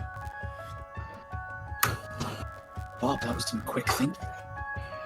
That was really good. Yeah. And then you see a little teleporting circle appears in the middle, on the floor between you guys are standing, where the head judge pillar stands. And you see rise above it. You see another large being.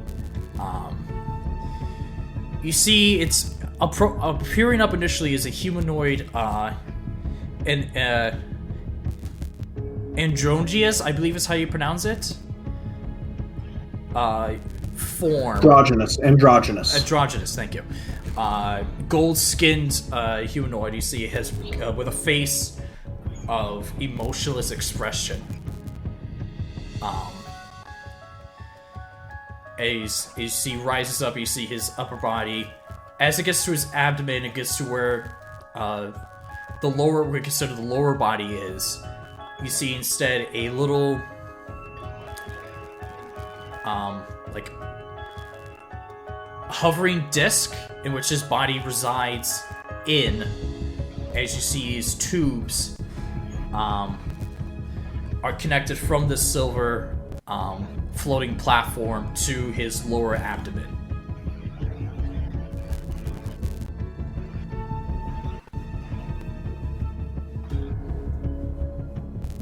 As this figure looks down at you.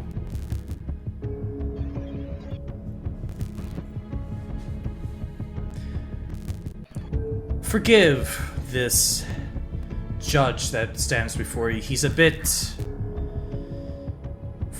bit aggressive.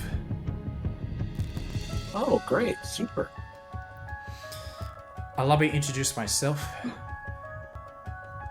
I am called the One in Prime, or Supreme Modron. But you could call me Primus.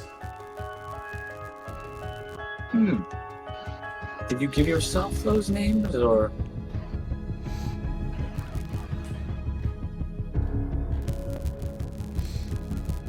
Is it a voted position? Would I don't know. I'm uncertain if creator of a plane of existence would be considered a grabbable or changeable position. Oh, all this is your fault. You're the creator of this realm. Yes.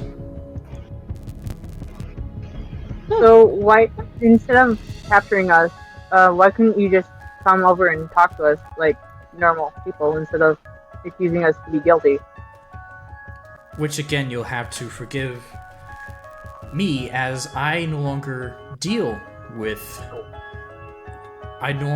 businesses outside of this plane. I keep charge of making sure the clockworks of this plane keep going. Okay, that's fair. Are you going to be doing an extraction on my friend? Is it painful? I hope it's painful. I know, I'm just kidding, Dearest. Yes. Dearest. It's painful. Dearest, isn't it? Yes. And I can sense, and I can tell you this, when I heard commotions of a invalid entry not too long ago, I felt a presence similar to you. You weren't the first one to make it here.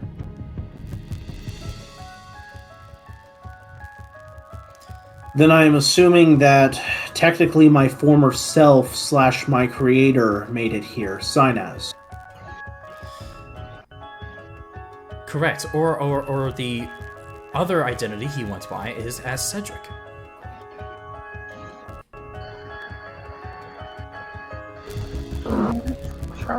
He created me, fractioned his soul to power me, and then I absorbed him after he became corrupt.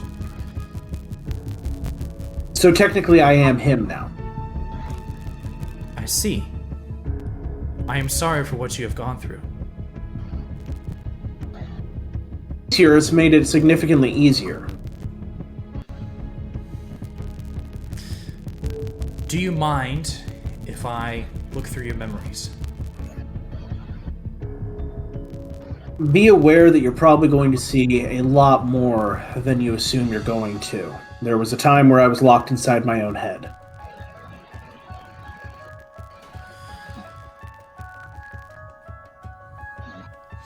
It's alright. I hate to break it to you, but I've seen worse. And you see this giant hose of sorts drops down near Primus's head, and he takes it and it connects it to the back of his head.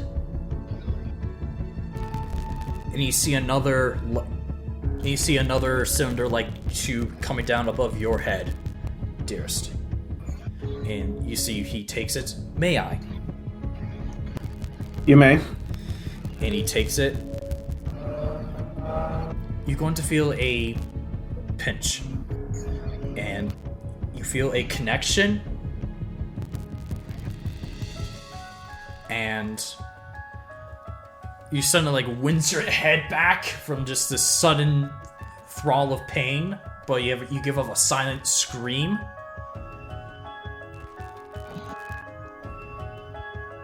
Now let me look. And he begins to...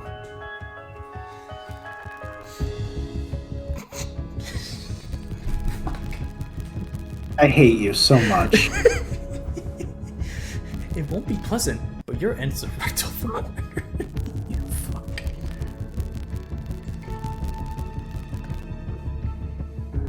It's the only way we can make it work, guys. I'm sorry. I didn't make the world. God, I don't... Now Kunzi feels dirty. This is where I end the campaign.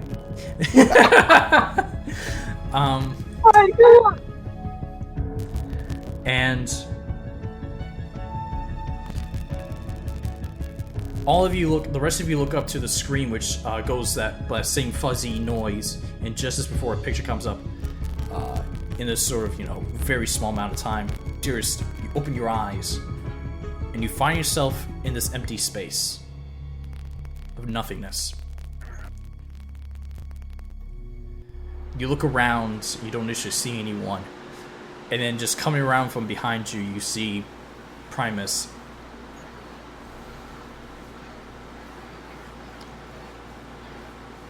This, what you see is the space. That's why I call this space. This is think of it as the destination before your head. Huh. Place between dreaming and awake. You can say that, yes. Well, right now, not a lot of time is passing. And no, I'm not going to suddenly tell you that you are somehow the foreseen chosen one. No, I was not expecting that. I was an accident. Good, because you weren't supposed to be.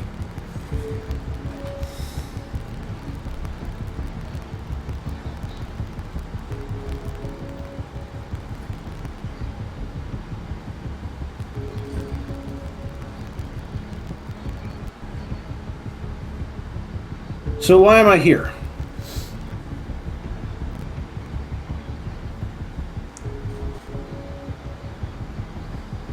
Or is this just the holding space while you look through my mind? This is the holding space. All right. Do you need me to focus on anything in particular? Yes. Allow me to ask you some questions, though, just so you know, some may be personal, as I need to figure out the when and the where. I have no sense of shame. Go ahead.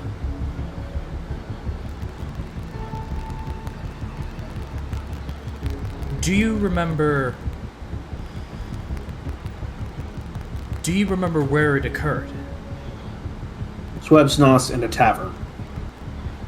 Specifically the tavern where I saw my fiancé play for the first time. Alright.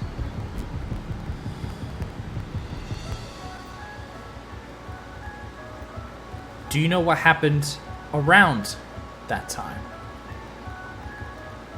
I believe I had just been released from my imprisonment in Cedric's house. I believe that was the same day. However, that could also be the day after I had interacted with the Pale Cuts. That should narrow it down. That should narrow it down between about 2 to 3 days. It was evening. And lastly, I have a pinpointed, but it was more of a question I wanted to ask out of curiosity.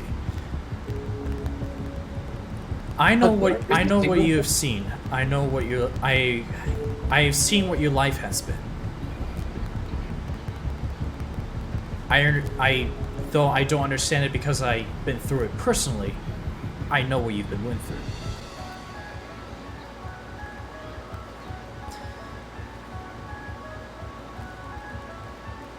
If I had the power, which I don't, if I had the power to send your consciousness back to your very beginnings when you were walking with Cedric, before your partner died in front of you,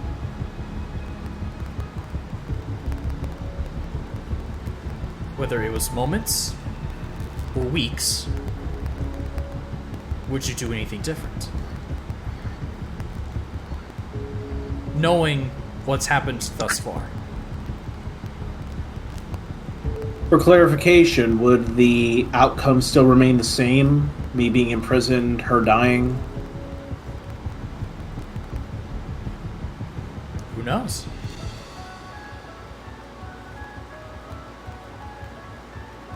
Then before I got notice about the job where I would have to kill someone for the first time, I would have packed my things and left with Hone the night that my consciousness came into that former self. I would leave with her, and I wouldn't come back. Knowing what I know now, I would put myself into a biological body so that her and me could actually have a family, have a life. So, you would change your outcome, knowing that this would lead to a possibility of not knowing your friends, and potentially the end of the world. Again, it is uncertain what the future would be like, but those are possibilities. But you said I put my consciousness into the previous body, meaning that I would know where almost every single one of them would be at any given point. Meaning, I could potentially stop it. I could have gathered them together before any of their worst occurrences occurred, given them the life that they deserve, rather than the life that they got. We could have stopped all of this from before it happened. But would knowing what would happen make it better or worse? That's up to fate to decide. I can't decide that. But from my perspective, I could go back with what I know now, become who I want to be, bring my friends together in much more pleasurable circumstances, and stop some of the worst things, so many deaths from happening before they even occurred. But that's just from my perspective. I'm not a higher being like you. No, you are not. Do you know what makes you different from any other metal creature?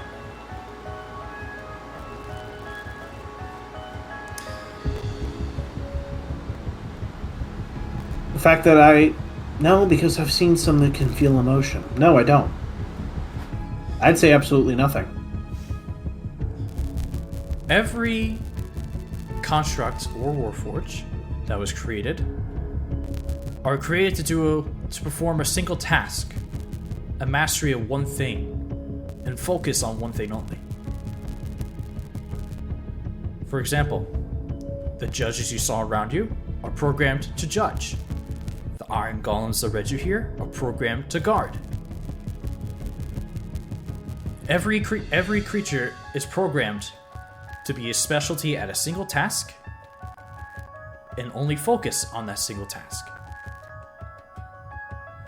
You were built to be a powerful weapon,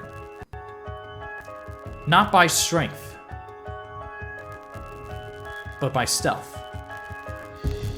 Hence your name, if it's okay for me to say it.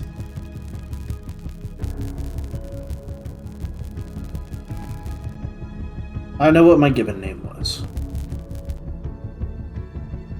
Understood. Either way, you were meant to kill. But when any other creature that saw Hone, would have just continued on with their task and ignored, you broke your instructions.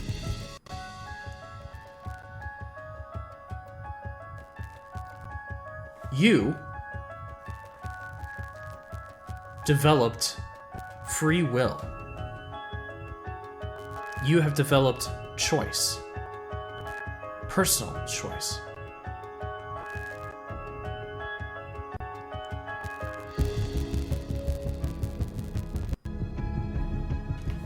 That is what makes you special.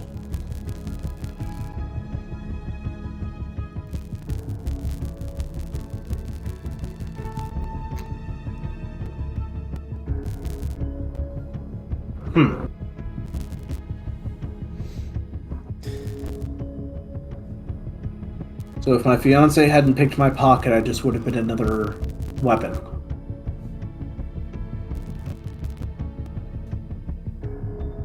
It is most likely the scenario.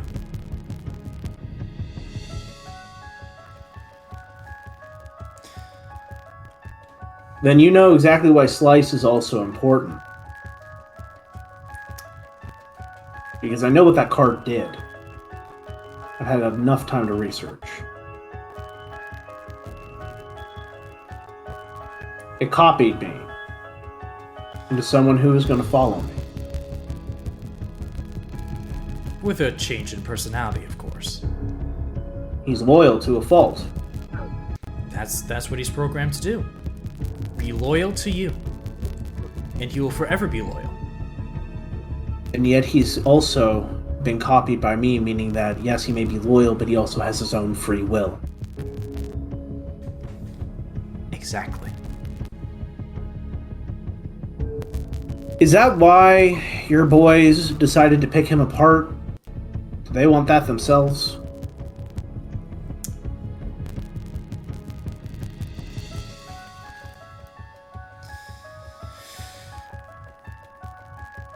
That was more for investigation. For records. They're trying to figure out why he had it.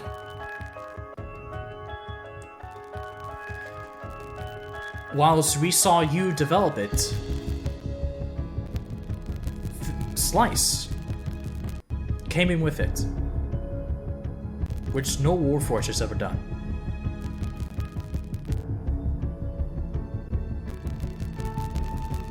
I'm assuming it's within your ability to more or less replicate an item.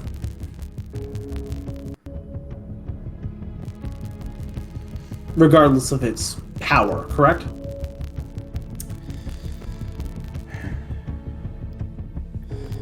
I used to. But now all my energy goes into keeping my realm alive. Is it dying? No.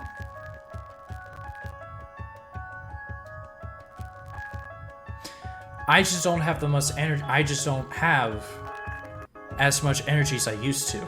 As he points down to his missing lower half. What happened, if I can ask?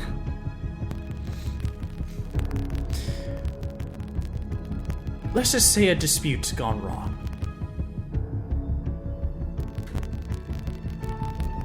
All right.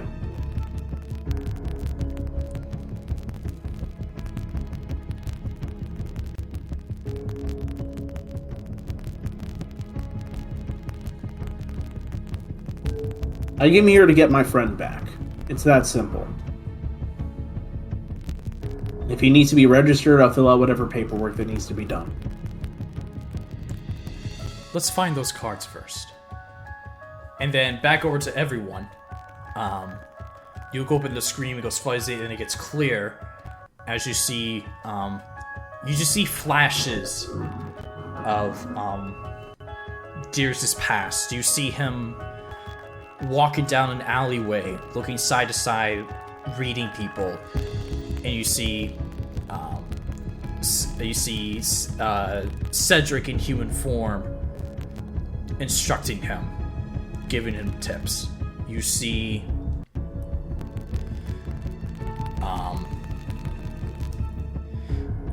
the moment where the son, the Pale Cut's son,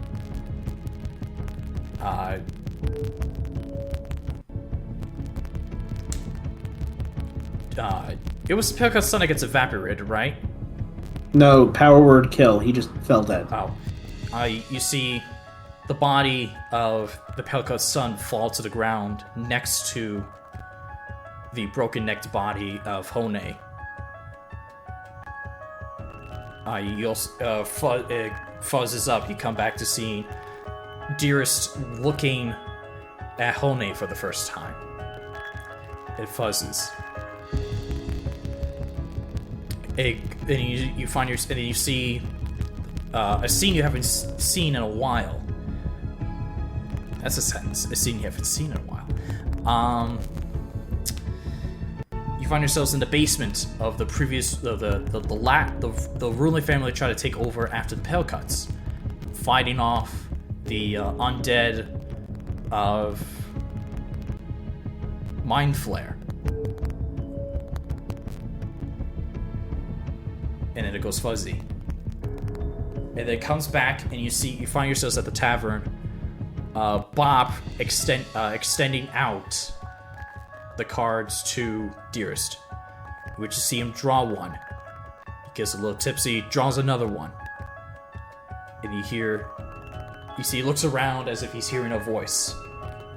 Looks back at the cards, draws another one, sees the same card for the first one, gets a little tipsy, draws the second one.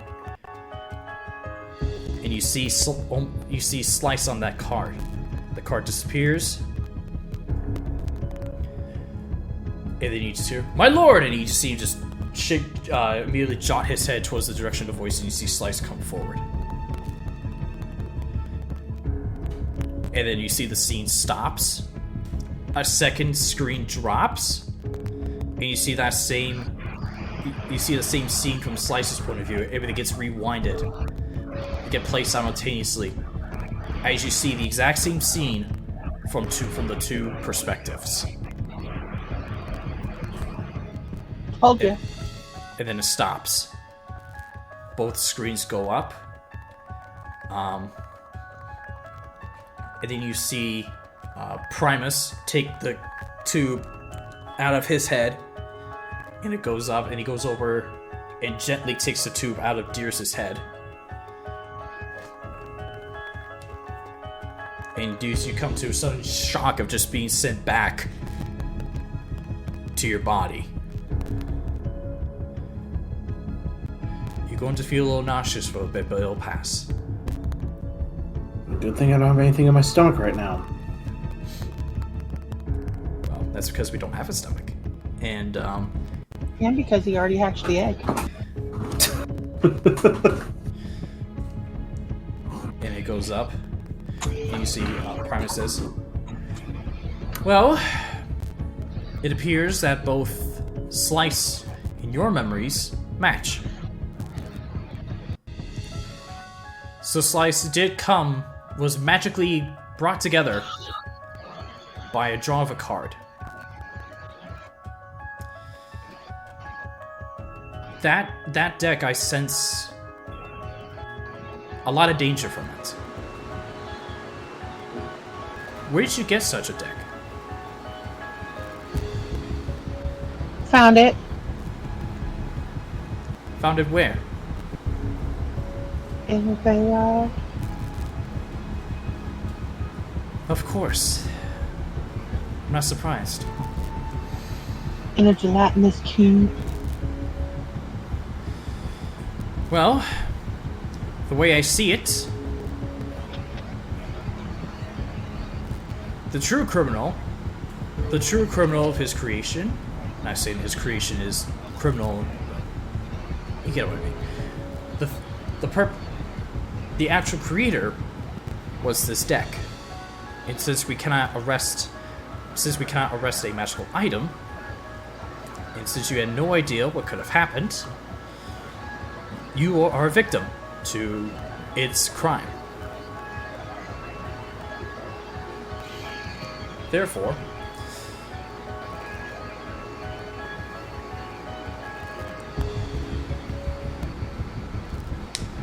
we will hand you your friend over.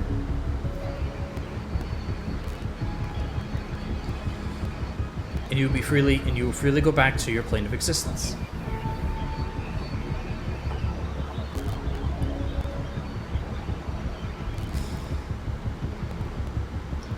I appreciate it. Thank you. I do have one small request, though, and it may help you as well. Ramar here is one of the best artificers that we know. What? No, I'm not. Get a little alcohol in him, and he is more competent. He's currently going through withdrawals right now. However, you seem to be missing parts of your body. I'm not saying he'd be able to help, but if anyone were to be able to understand and help you get back to being whole, I believe he would be the one to do it. So, my request is that you allow him to try and help you. And should he not be able to, you send him back unharmed. And if he completes his job, the same thing.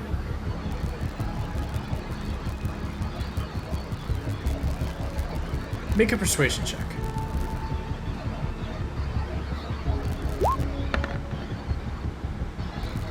Wow. I'm just gonna say it. Disgusting. Disgusting. Almost a 40 in persuasion? Yeah, I'm aware. No, you can't hit 40. No, I can almost hit 40. Yep, 39, that's it. You little It's tease. like Corra doing stealth, man. Yep. You see Primus looks down on him and he goes,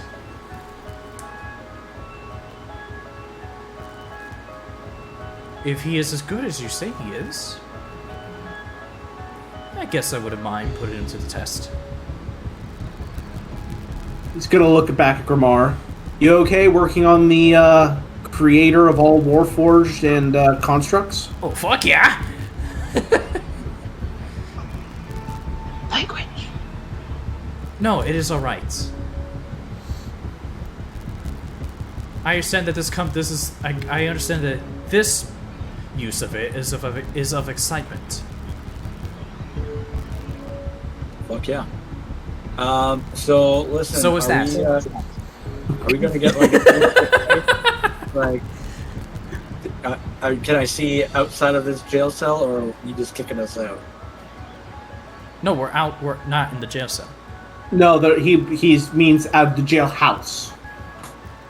Can I see the wall, or are you just kicking us out? Oh no, we will send you back. Oh, so But before we Can send do a you back, walkabout? but before we send you back,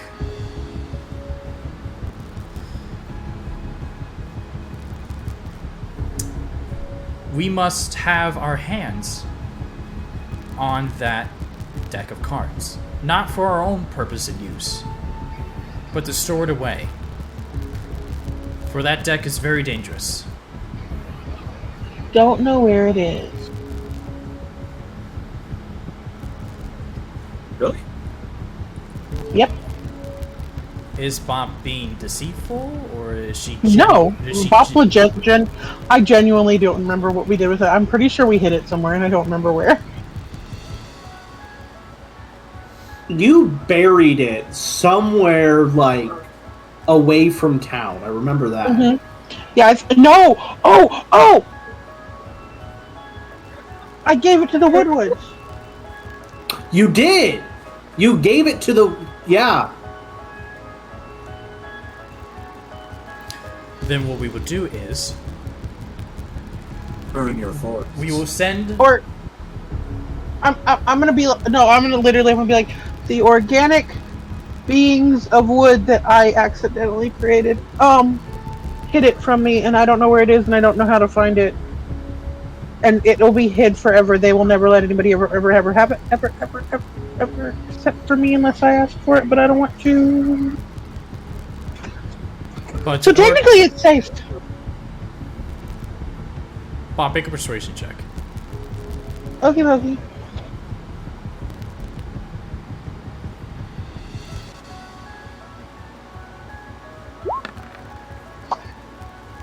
I'm good at that. Can Bob have advantage considering that he likes me and I just did so wonderful on my previous persuasion? Not in this situation. Okay. I am afraid in order for you, I see it as a fair trade. Your friend for those cards. Okay, but I gotta go home to my plane You of will send- existence. I will send you with one of my own Madrons, and you see one float in, and it's just a it's one of those like one of those creatures you saw before. It was just like a giant eye with like some metal casting around it, with tiny wings, arms, and legs. We will send you with this one. You will take him to your cards. He will grab it, come back to me, and when he comes back to me, I send everyone else. Question. Can we get blueprints for them? Because they're really cool. And I think it would be really cool for our city's defenses to have a couple flying around.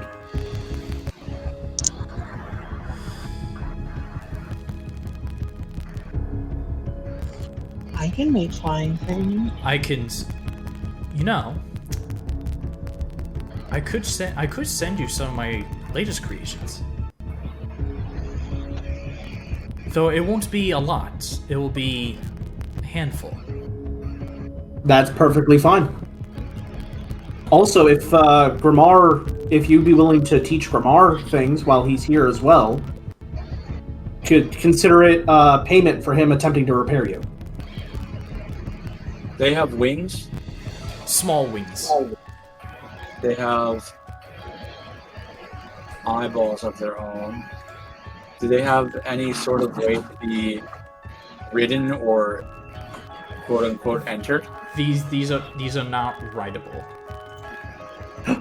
Riding flying eyeballs into battle, let's go!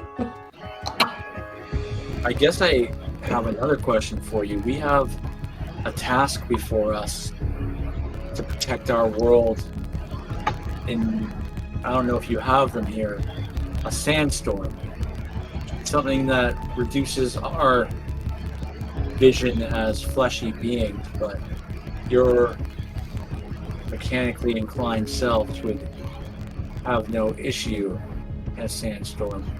Is there anything you have as transport that could carry us through such a thing safely?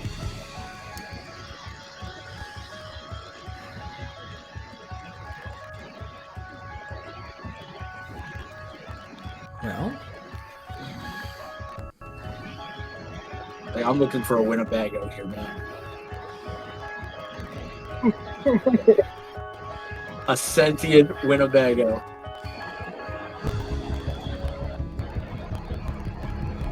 give me a sec. There's an me, the DM, is thinking of an item, but I'm trying to remember what that was.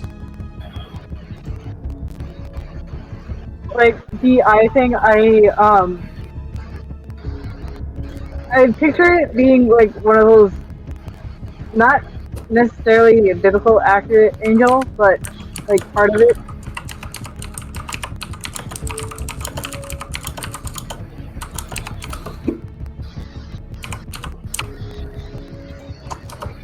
Oh, I think I found it. Hold on.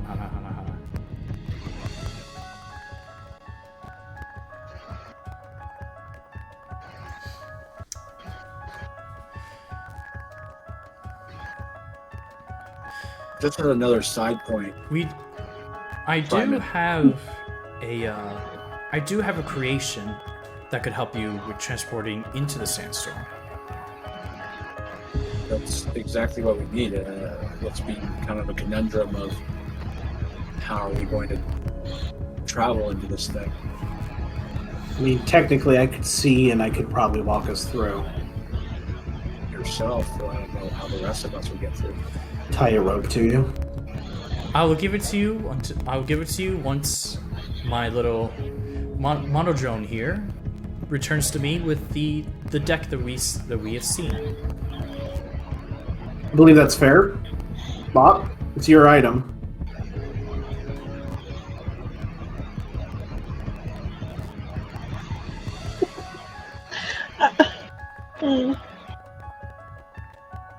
Bob doesn't want to lose it.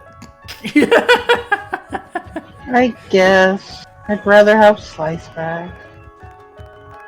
But I need not just your word, but the word of your judge and the beings here that it would in fact be stored.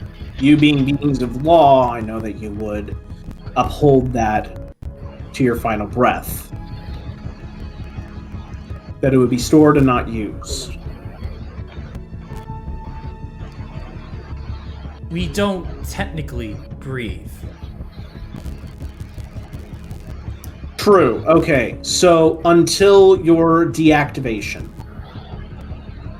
should you be destroyed or be deactivated? There is no off switch. Well, just remember that the cards can't be cheated, so there's no mathematizing your way through the thing. You have to pull a card, and chances are your whole world could self-destruct if you pull it wrong. Hence why we would put it in a hole so deep.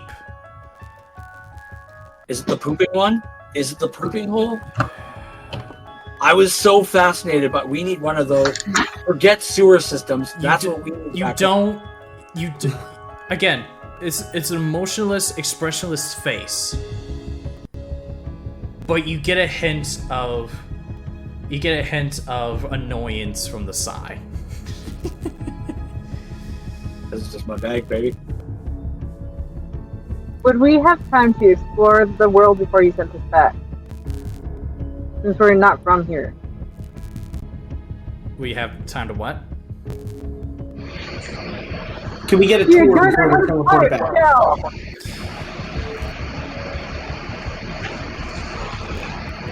Sadly, I cannot. Okay, well, in a side note then, now that we can travel here, and you can obviously travel to our world, and you know our worth, as you've seen through Dearest's eyes, maybe there can be some sort of truce and sharing of resources. Maybe we can come back someday. Or we could find an energy that could help power your world so that it's not completely reliant on you.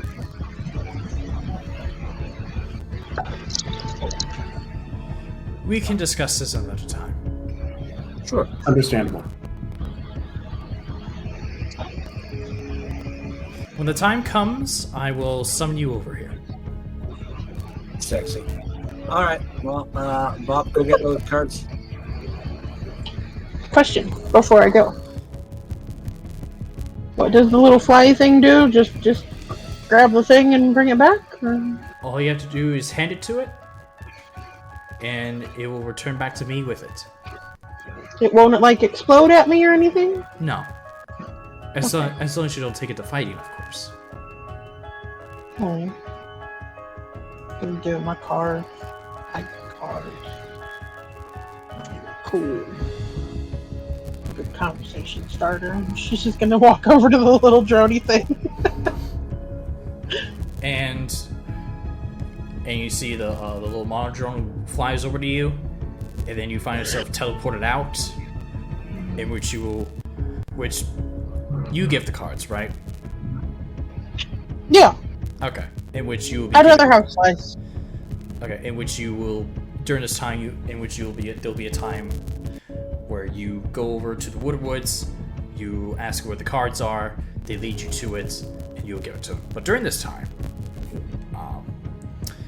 Slice at this point has been lowered down and put back together. And then it's back. Oh, so only Bob was teleported back. Yeah. Just to clarify, what we technically said with the cards, because I was starting to remember, was that I hid them where they wouldn't be found, and outside of actual gameplay, I said to myself that I gave them to the Woodwoods. I never said it in-game, but that is what I was thinking to do. Mm-hmm. It was a secret plan from everyone. Shut up, Which is why none of us knew that you did not have your cards on you. I actually did because Lynova told me when we were playing games that I was hiding, that I was gonna hide them. Yeah. With the Woodwoods, yeah, he told me that. Yeah. I was like, oh, that's such a good plan! Yeah. Yeah, why would DM or anybody else mention it? And so, because it was a super secret! And so you guys are reunited with Slice. Hey, buddy. How's it been hanging? The last time I saw Takari, she was pregnant. Yeah, she was. It is good to see you all. Good to see you too, Slice. So how long has it been for you? What day is it? Yesterday. Good question. He's gonna list the day? Oh, I've been gone for... At least, I would have to say I've been gone for at least a year, my lord. Well, I know that, actually, but, like, how long has it been for you, personally? A year. Okay, so time's matching up here. Okay. Have they been kind to you? Have they just been beating you this whole time?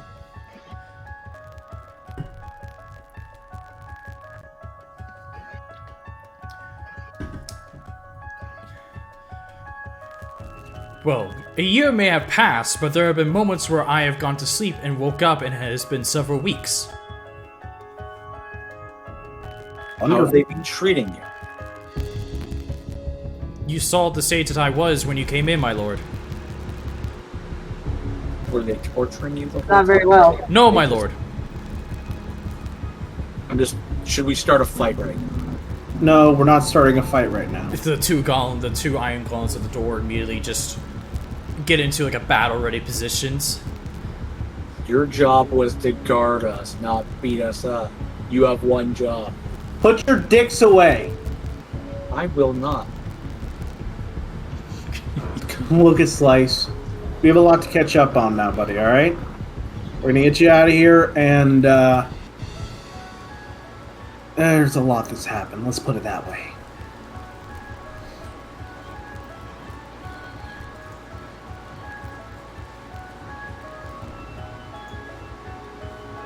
Oh, like, Takari here has, miniature version of themselves, and, what was his name? Varys?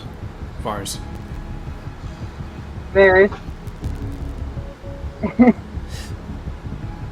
Brad, I think his name was. Brad. That's how Dearest is called. That's Dearest in character. Like, what was his name? Varys? I think his name was Brad. Jesus.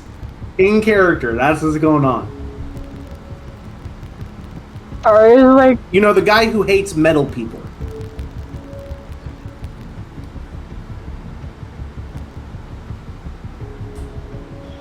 Which is not racist to say, Hugbear, by the way.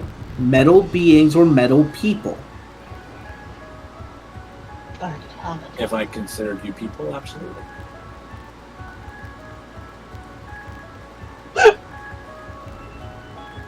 Okay, I take it back. Pull your dicks back out and beat them with it. Allow me to show you the asked device. And the doors open, he floats out into the hallway. Do you all follow? Yeah. yeah. and he takes you out of the courtroom, go around a few halls, and you're taken outside. And when you look out, and you see this.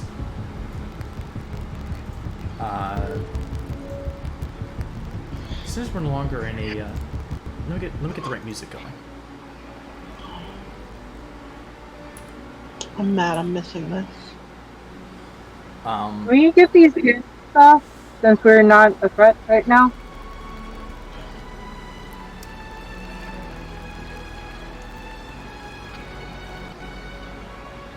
Takari, make a persuasion check. Okay. You said persuasion? Yes. I almost did perception. You perceive. You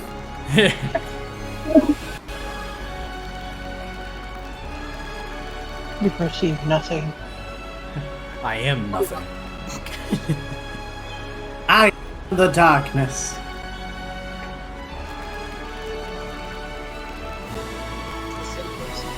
Did you roll? It rolled, but apparently roll 20 didn't catch it. 25. 25. You see. That's not showing up there, but 25. Okay. You see, he goes. I believe this is the right thing to do. And he snaps his fingers, and those cuffs you have disappear. You're able to cast. You're able.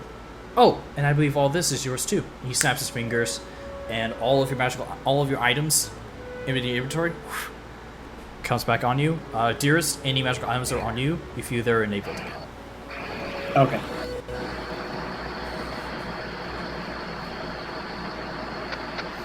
Just everything is starting to go off now that his arm blade is working again.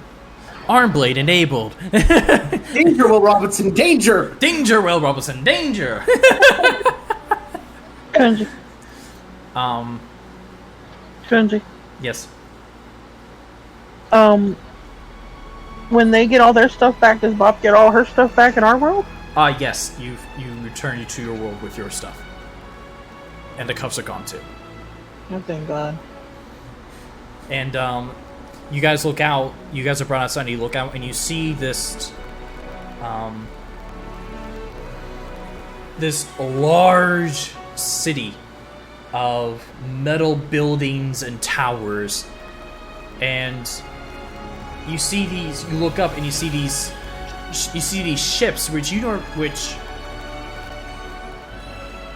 I would say of everyone, Takari's been the only one that has potentially seen a boat. Because all of you are on an island, there's not really much. Nah, not really you. But all you look up and you see these boats, but they're floating in the air. Some with a giant, what seems to be a balloon attached to it. Some of them with crystals, large crystals on the side, reverberating magic. They have airships. And you look around and you see there's this long cylinder-like vehicle that is traveling on seems to be like a narrow path as it's going around these buildings. And as you hear a whoop whoop as it's going through.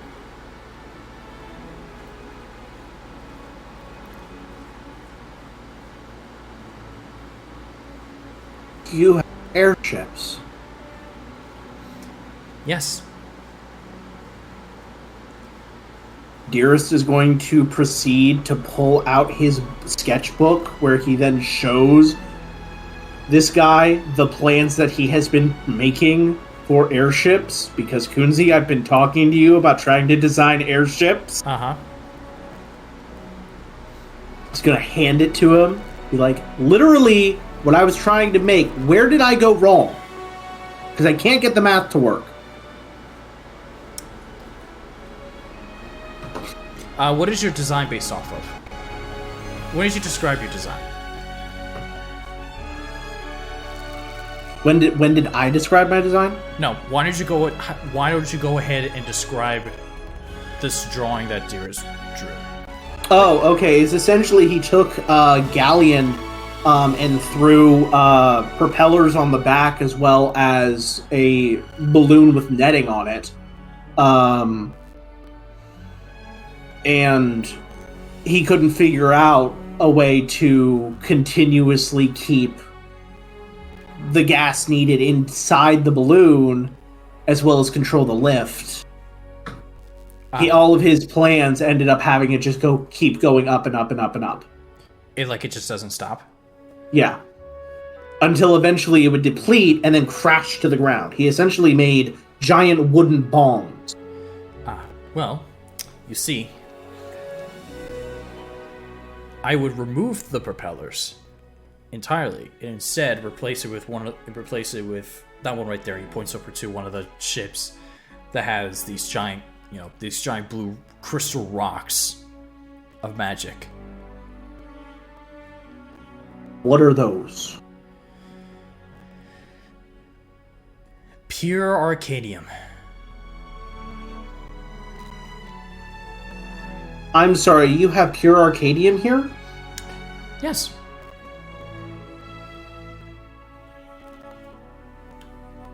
Just leans over to Hugbear. We need to work out trade with him ASAP.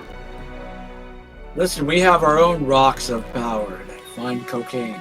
Just kidding. Math! Oh, you guys have math too. It is a wonderful Look subject. math. It is a wonderful subject. Bleeding. Let's see. Hugbear, you just take 4 points of psychic damage. It's just a small nosebleed at the mention of math. Just...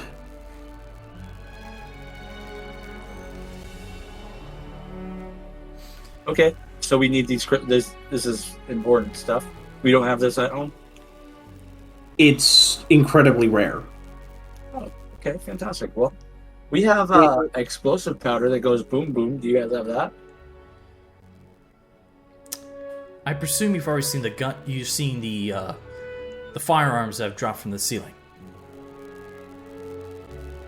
We have cool magic stuff. Do you have trees? I look around. Are there trees anywhere? Yes, but they're not made of wood.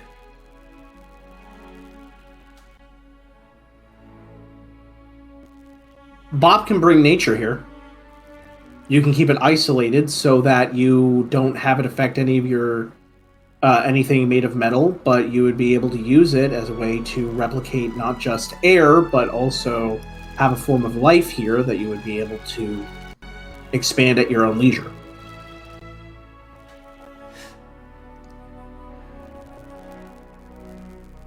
I am uncertain if such life can live on this plane. It can with Feywild Earth. Of course. First the cards and now dirt. Also, there's another thing that we can offer. Terry! And you see a little monitor that comes over like a clipboard. Note to self. Get in touch with the Feywild little board. And you see it writes there and it just floats away.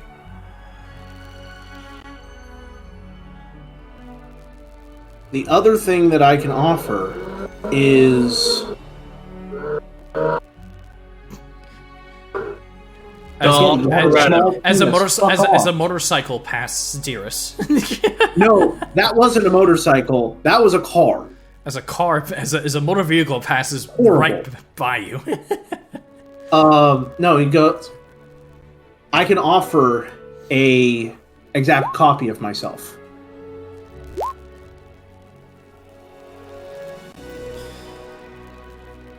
Currently, I have a team of myself working on a project not too far from the city.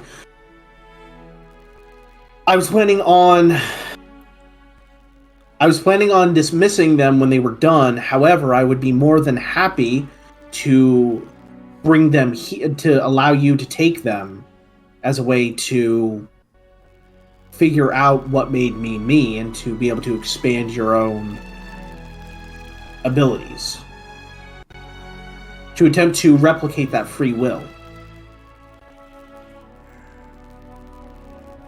I know it would probably be draining for me while you're doing so, but I'd be willing to do that if it means we can have some stable connections.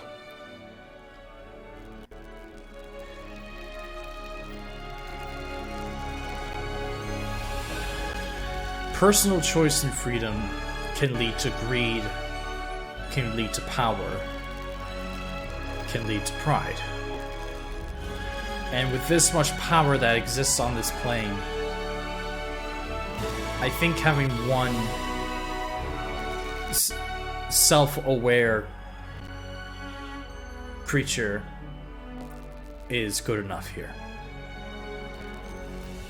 If that's what you want, that's perfectly fine. I just figured I'd offer that if you ever wanted to have that in the future. I will certainly ponder on it. I believe you have a few weeks at least till they finish their project, and then I plan on dismissing them. But, because as you said, that much power in the world can be a dangerous thing. Yeah, so for now, I sense that sort of power of self-awareness may come in handy not too long from now. Ah, here it is. And you see walking over towards you, you see this sort of like giant metal container with 6 prawn-like legs as it clink clanks all right to you. This may not have any attack capabilities, but it will protect you from it will protect anyone inside from the sandstorm. I think that's exactly what we need. Mean slice right on top, and we're able to counter anything that comes our way. The driving mechanism is inside. That's fine, Bob's inside. She can drive. We ride on top, and we're able to counter any physical threats that come our way. I feel safer already.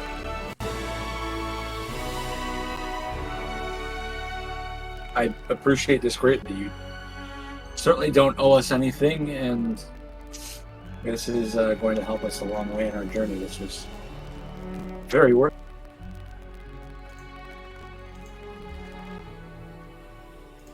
And just so you guys know, this item is a nerfed down version of the apparatus of Qualish. Where it doesn't have the claws on it. It just has the all it has is the legs and the body. It doesn't have a. It does not. No. It has a swim speed. The AC and HP stay the same. Along with. Does it still have the scopes? What are they? Are they anything in particular? No, I'm just asking. Like, do they still have the scopes so like you can still see? Oh, because it's got those 2 scopes on the front. Yes. So. Does this thing seem to be sentient, or is somebody controlling it right now? It is mechanical. Someone will have to take the drive. Okay, cool. You're just gonna lean over. He's what we call a god. What you guys call a god, I think. So he's technically controlling all the mechanical beings here with his mind. And does this thing run on your crystals, or? Oh no, this is not sentient. It is a mechanic. Much like how a cart is not sentient. This is a similar vein. It is, imagine a cart but with more bells and whistles. Okay. What's the fuel? Yeah, what's the fuel? Well, originally it fueled on a certain material called oil, but we were able to upgrade it to where it runs on electricity. It runs on electricity and recharges when exposed to the sun, when the rooftop is exposed to the sun. Oh, wonderful. Wonderful. So, when we're in a sandstorm,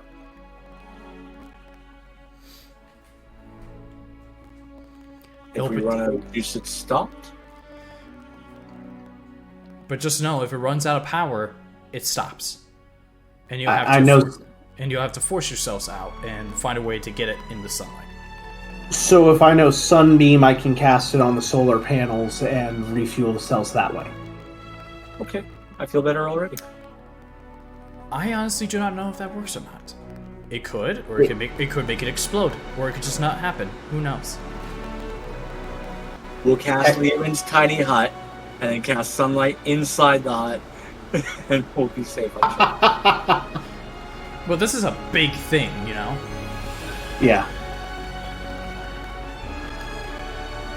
I mean, it probably works, but This thing looks dope, though. I just looked it up, and it looks really cool. Right? Like, without the claws, it's basically hermit crab. Yeah. I'll have to look at Or a keg on legs. Yeah. Which, for the people who are in the audience, has an armor class of 20, HP has 200 hit points, speed of 30, swim speed of 30 if you ever decide to go in the water. It is immune to poison and psychic. There you go. Nice. And, to be used as a vehicle, the apparatus requires one pilot. While the apparatus's hatch is closed, the compartment is airtight and watertight. The compartment holds enough air for 10 hours of breathing, divided by the number of breathing creatures inside. So, with party of you 5, it's divided by 4, since currently Dearest doesn't breathe. So 10 hours divided by 4, you got about 2.5 hours per. Until we have to crank the hatch open. Okay. Cool. That's not horrible, though. Question, and you don't have to answer this if you don't want to, or if you know. Do you have any magical books that up your stats? Or know of?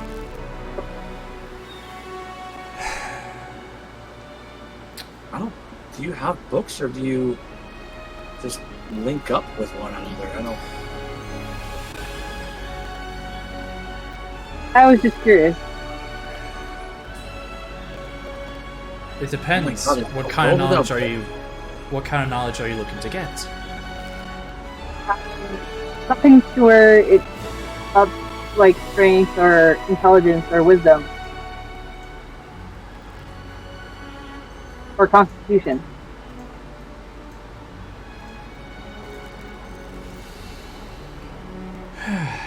Well, I would like to learn whatever you can teach me.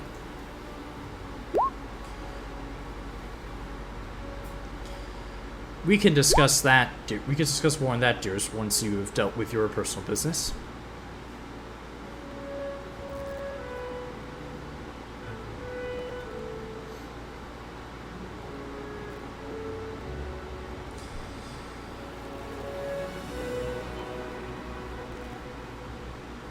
I'm willing. I believe. Let me just take a look here.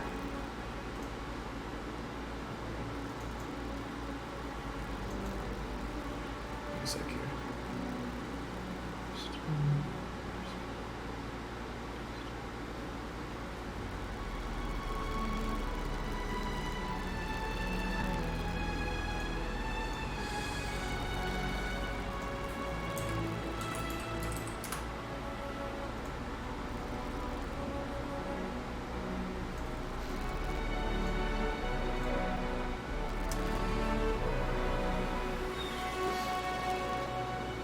You guys didn't get anything off the fire giant, right?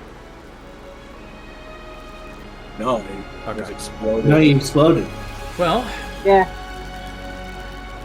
let me think back to the library. And you see, you hear a bit of like a glass shatter, and you see something comes flying towards your direction, and then it lands in his hand. This, I believe, will help. This, I believe, is what you may be looking for. And you see on the cover it says, Manual of Bodily Health. Interesting. But I believe in this situation, this will require a new trade.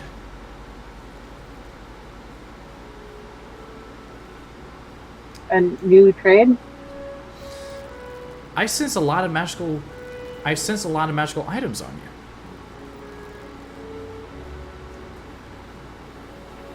What are you looking-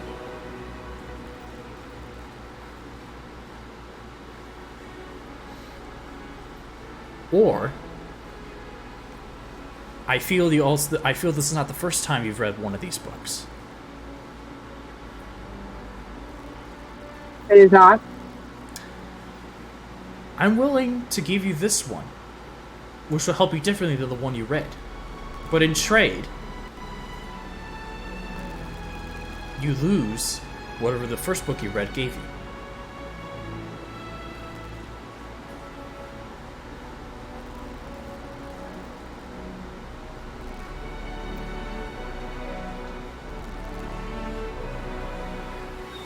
Unless you would like to go through all the magic items you have, tell me what you're willing to tell me, or what you're willing to trade for this, I can tell you if it's enough or not.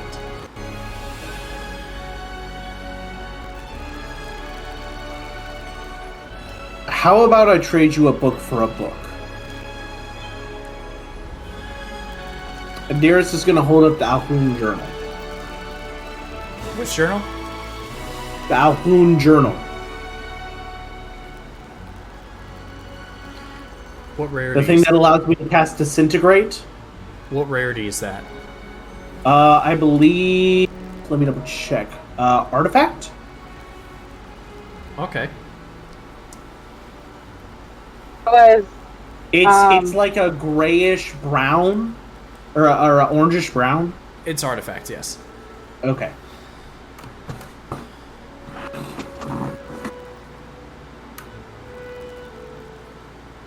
I see. was I might have something that I would be willing to do a trade.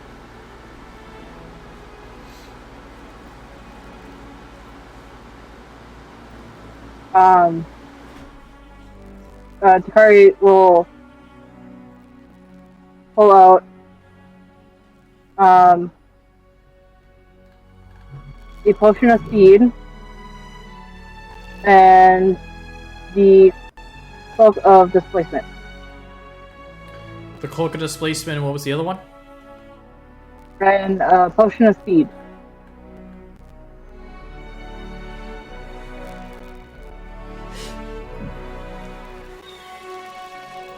What was it? A potion of what?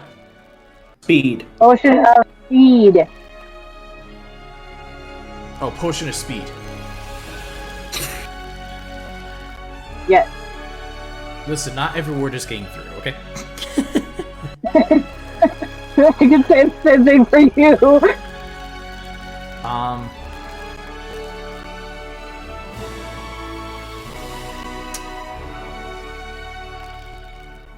Potions are temporary. If you're willing to throw in the rest of the potions that you have.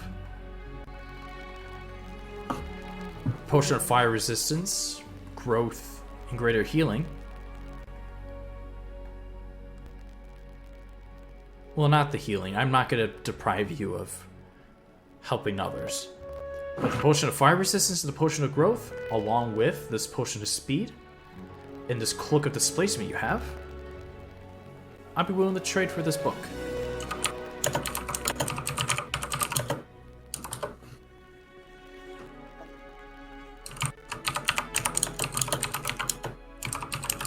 click clack, click clack, click clack. I hate this keyboard so much. I'm literally trying to message someone about like my plans this weekend. Hang on. My stuff is loading.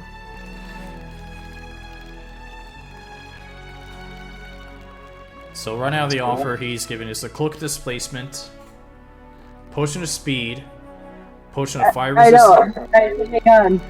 Everything is still like trying to load in.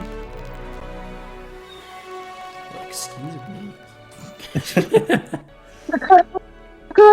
It started to freeze instead of.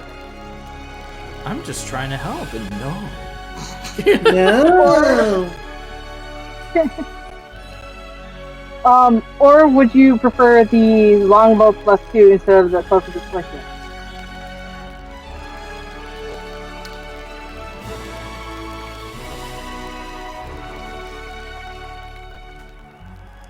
You already have a stronger bow on you.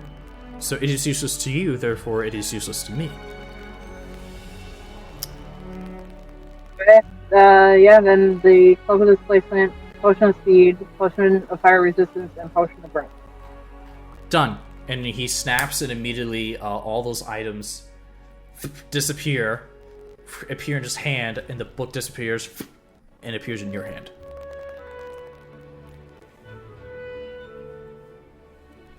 I gotta delete things. Hold on. So go ahead and remove those items and add the Manual of Bodily Health. Well, listen, I hate reading. I almost clicked Great Potion, and I was gonna be mad at myself. What's up, Hugbear? I hate reading books, so I'm not looking to trade books. Did we see the space when Primus here went into? The only people that saw the space was Dearest and Primus.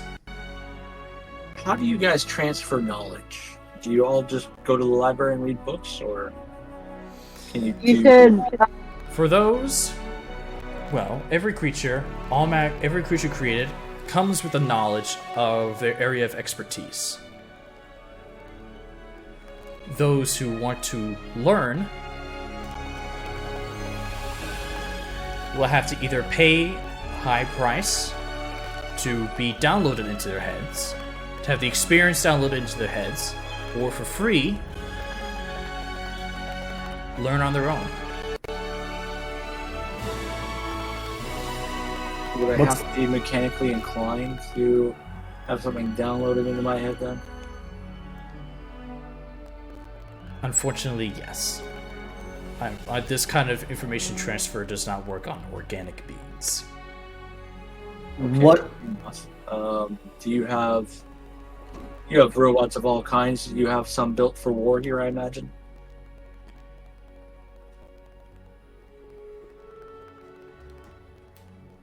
Yes, but those don't come out unless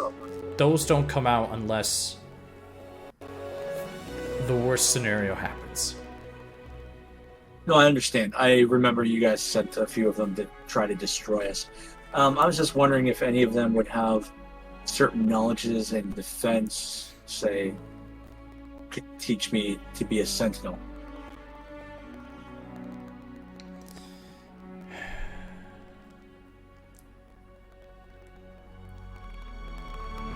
Again, this kind of data isn't transferred in the same way for organic creatures. You would have to spend time training. That's more or less what I'm asking. Is there any way in all Slice this can teach you. that one could he? Yeah. Cool. Yes, my lord. I believe I tried teaching you it once and you couldn't learn it. Well, maybe be a better fucking teacher, alright? It's fine. I need a training session with you both anyway. I have a skill that I want to try out. Also, we're just gonna start throwing money at training you, so you can train us over. Okay. I meant Slice. Since he can download all this information, any feature we want, could just said could be done. Just kidding. Technically, I can too. Technically. What is the price that you generally ask for those?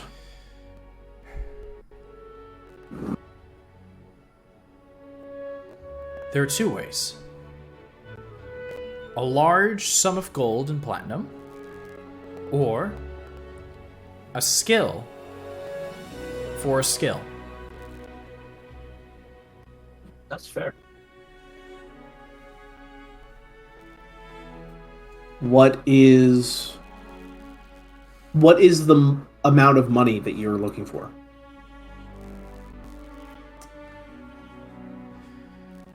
$100,000 gold.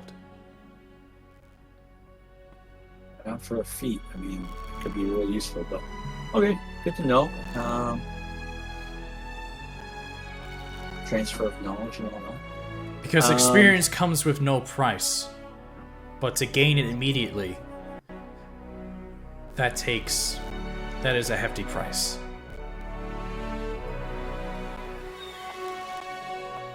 I also love it because it makes me think of the Matrix when they're just like, I know Kung Fu. yeah, we just like, I need to learn how to fly this fucking helicopter. And it's just like, let's go. Yeah.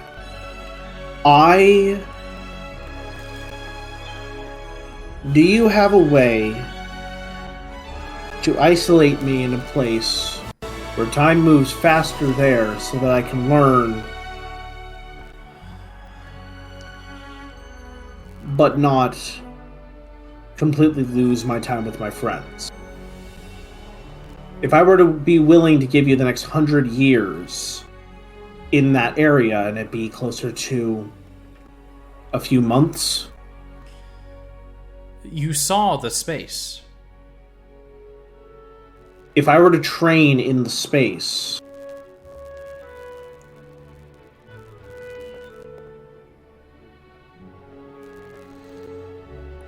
it will depend on what kind of training or information you were looking for. I'm wanting to learn whatever you'll teach me. I want to know for knowledge's sake.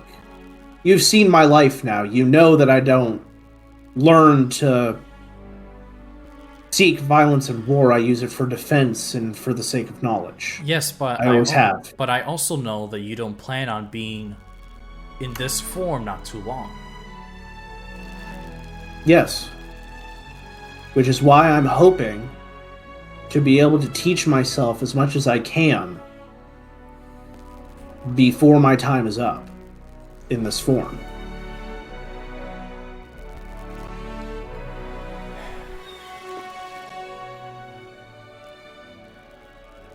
Make a persuasion check. It's also crazy to think, like, what I'm if you using inspiration? What if you go into human form and, like, your brain can't handle all this fucking information and Yeah. you just fucking hammering? Damn.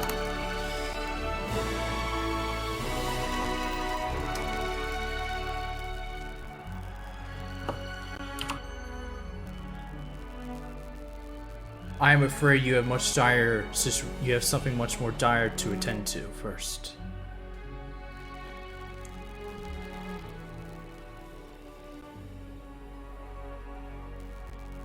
Yeah, no, absolutely. This is wonderful. I appreciate this means of travel. If there's anything we can do for you in the future, let us know. And like I said, if you want seeds or plants or anything like that, it's interesting if you gave them things to grow, what people maybe the mechanically inclined would do. Once you have taken care of your situation and you are playing, I will send someone to take you here if you wish to come and talk again. Don't take me. Are you revoking my password?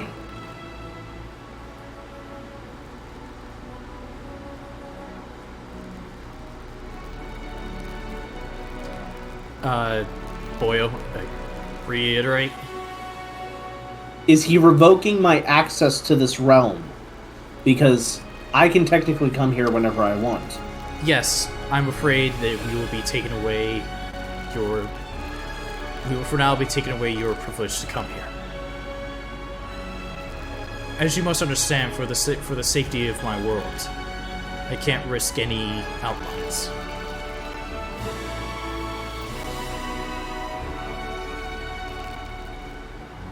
Very well. Man, I sure hope Bob hurries the fuck up. And the model drone that came with Bob reappears with the deck of many things. Ah, thank you. No problem. And it flies away.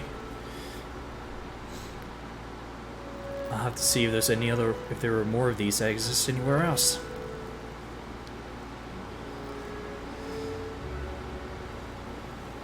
Good luck with your future endeavors.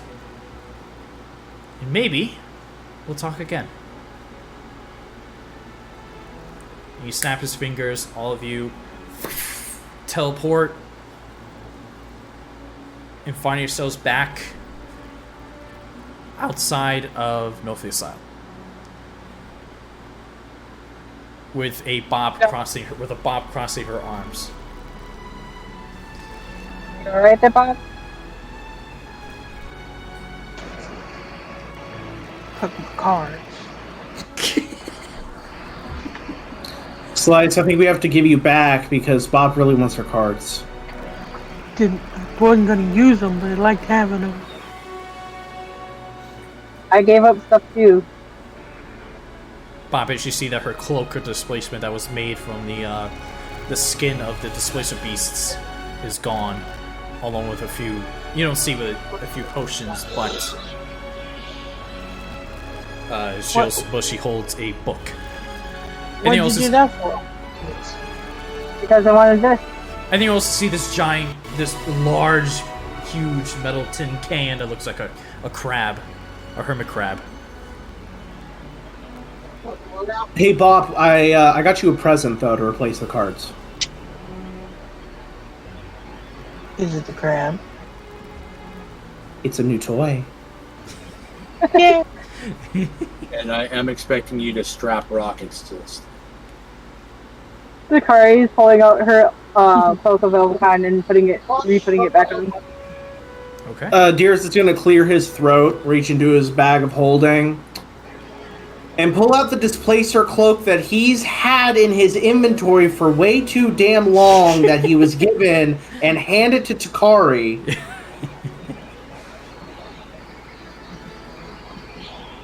Just Takari. Oh! He's having it. I'm removing it from my inventory.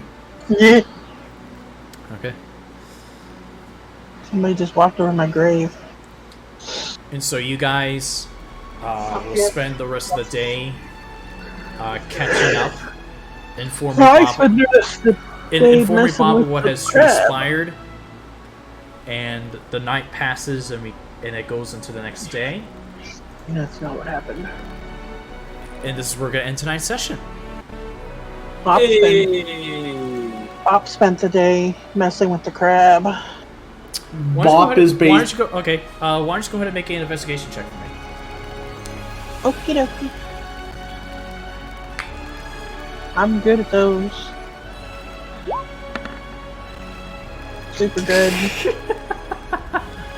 I'm gonna re-roll that. Go ahead. While this is going on, Kari's gonna look over to Dearest. All right, with a DC 21, you are. The DC was 20, just so you know.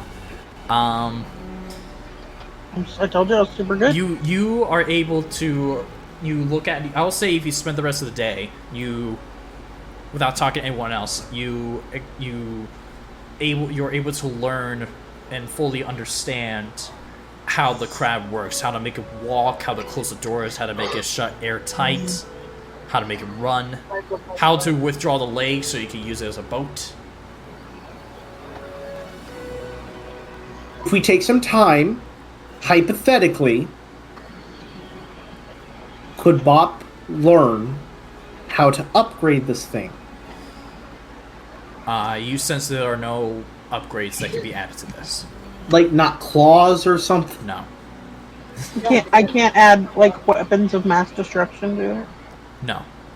Can't throw it. Damn. No. Can I weld a turret to the top of it? No. Well, guys, everybody gets strong enough to carry a turret. I am a turret! But yeah, so I guess Can I now do one last thing? this is No. okay. Oh, Go ahead. Go Sorry, ahead. what? I'm gonna give the Bloodwell potion to vial to Dearest. Okay. Okay. Ooh. I don't have blood. I can't use it. Not yet. What is that supposed to mean? She gonna kill me! Shake. Already here! Takari just shakes you. Dearest Not just a gonna wear it faithful. around his neck. He's making himself a body, so eventually he will be able to use it. I read the rules. Read it. Alright. So Takari gives Dearest the Bloodwell. And it was a +2. Alright, cool. Alright. And on that note, this is where we're getting tonight's session.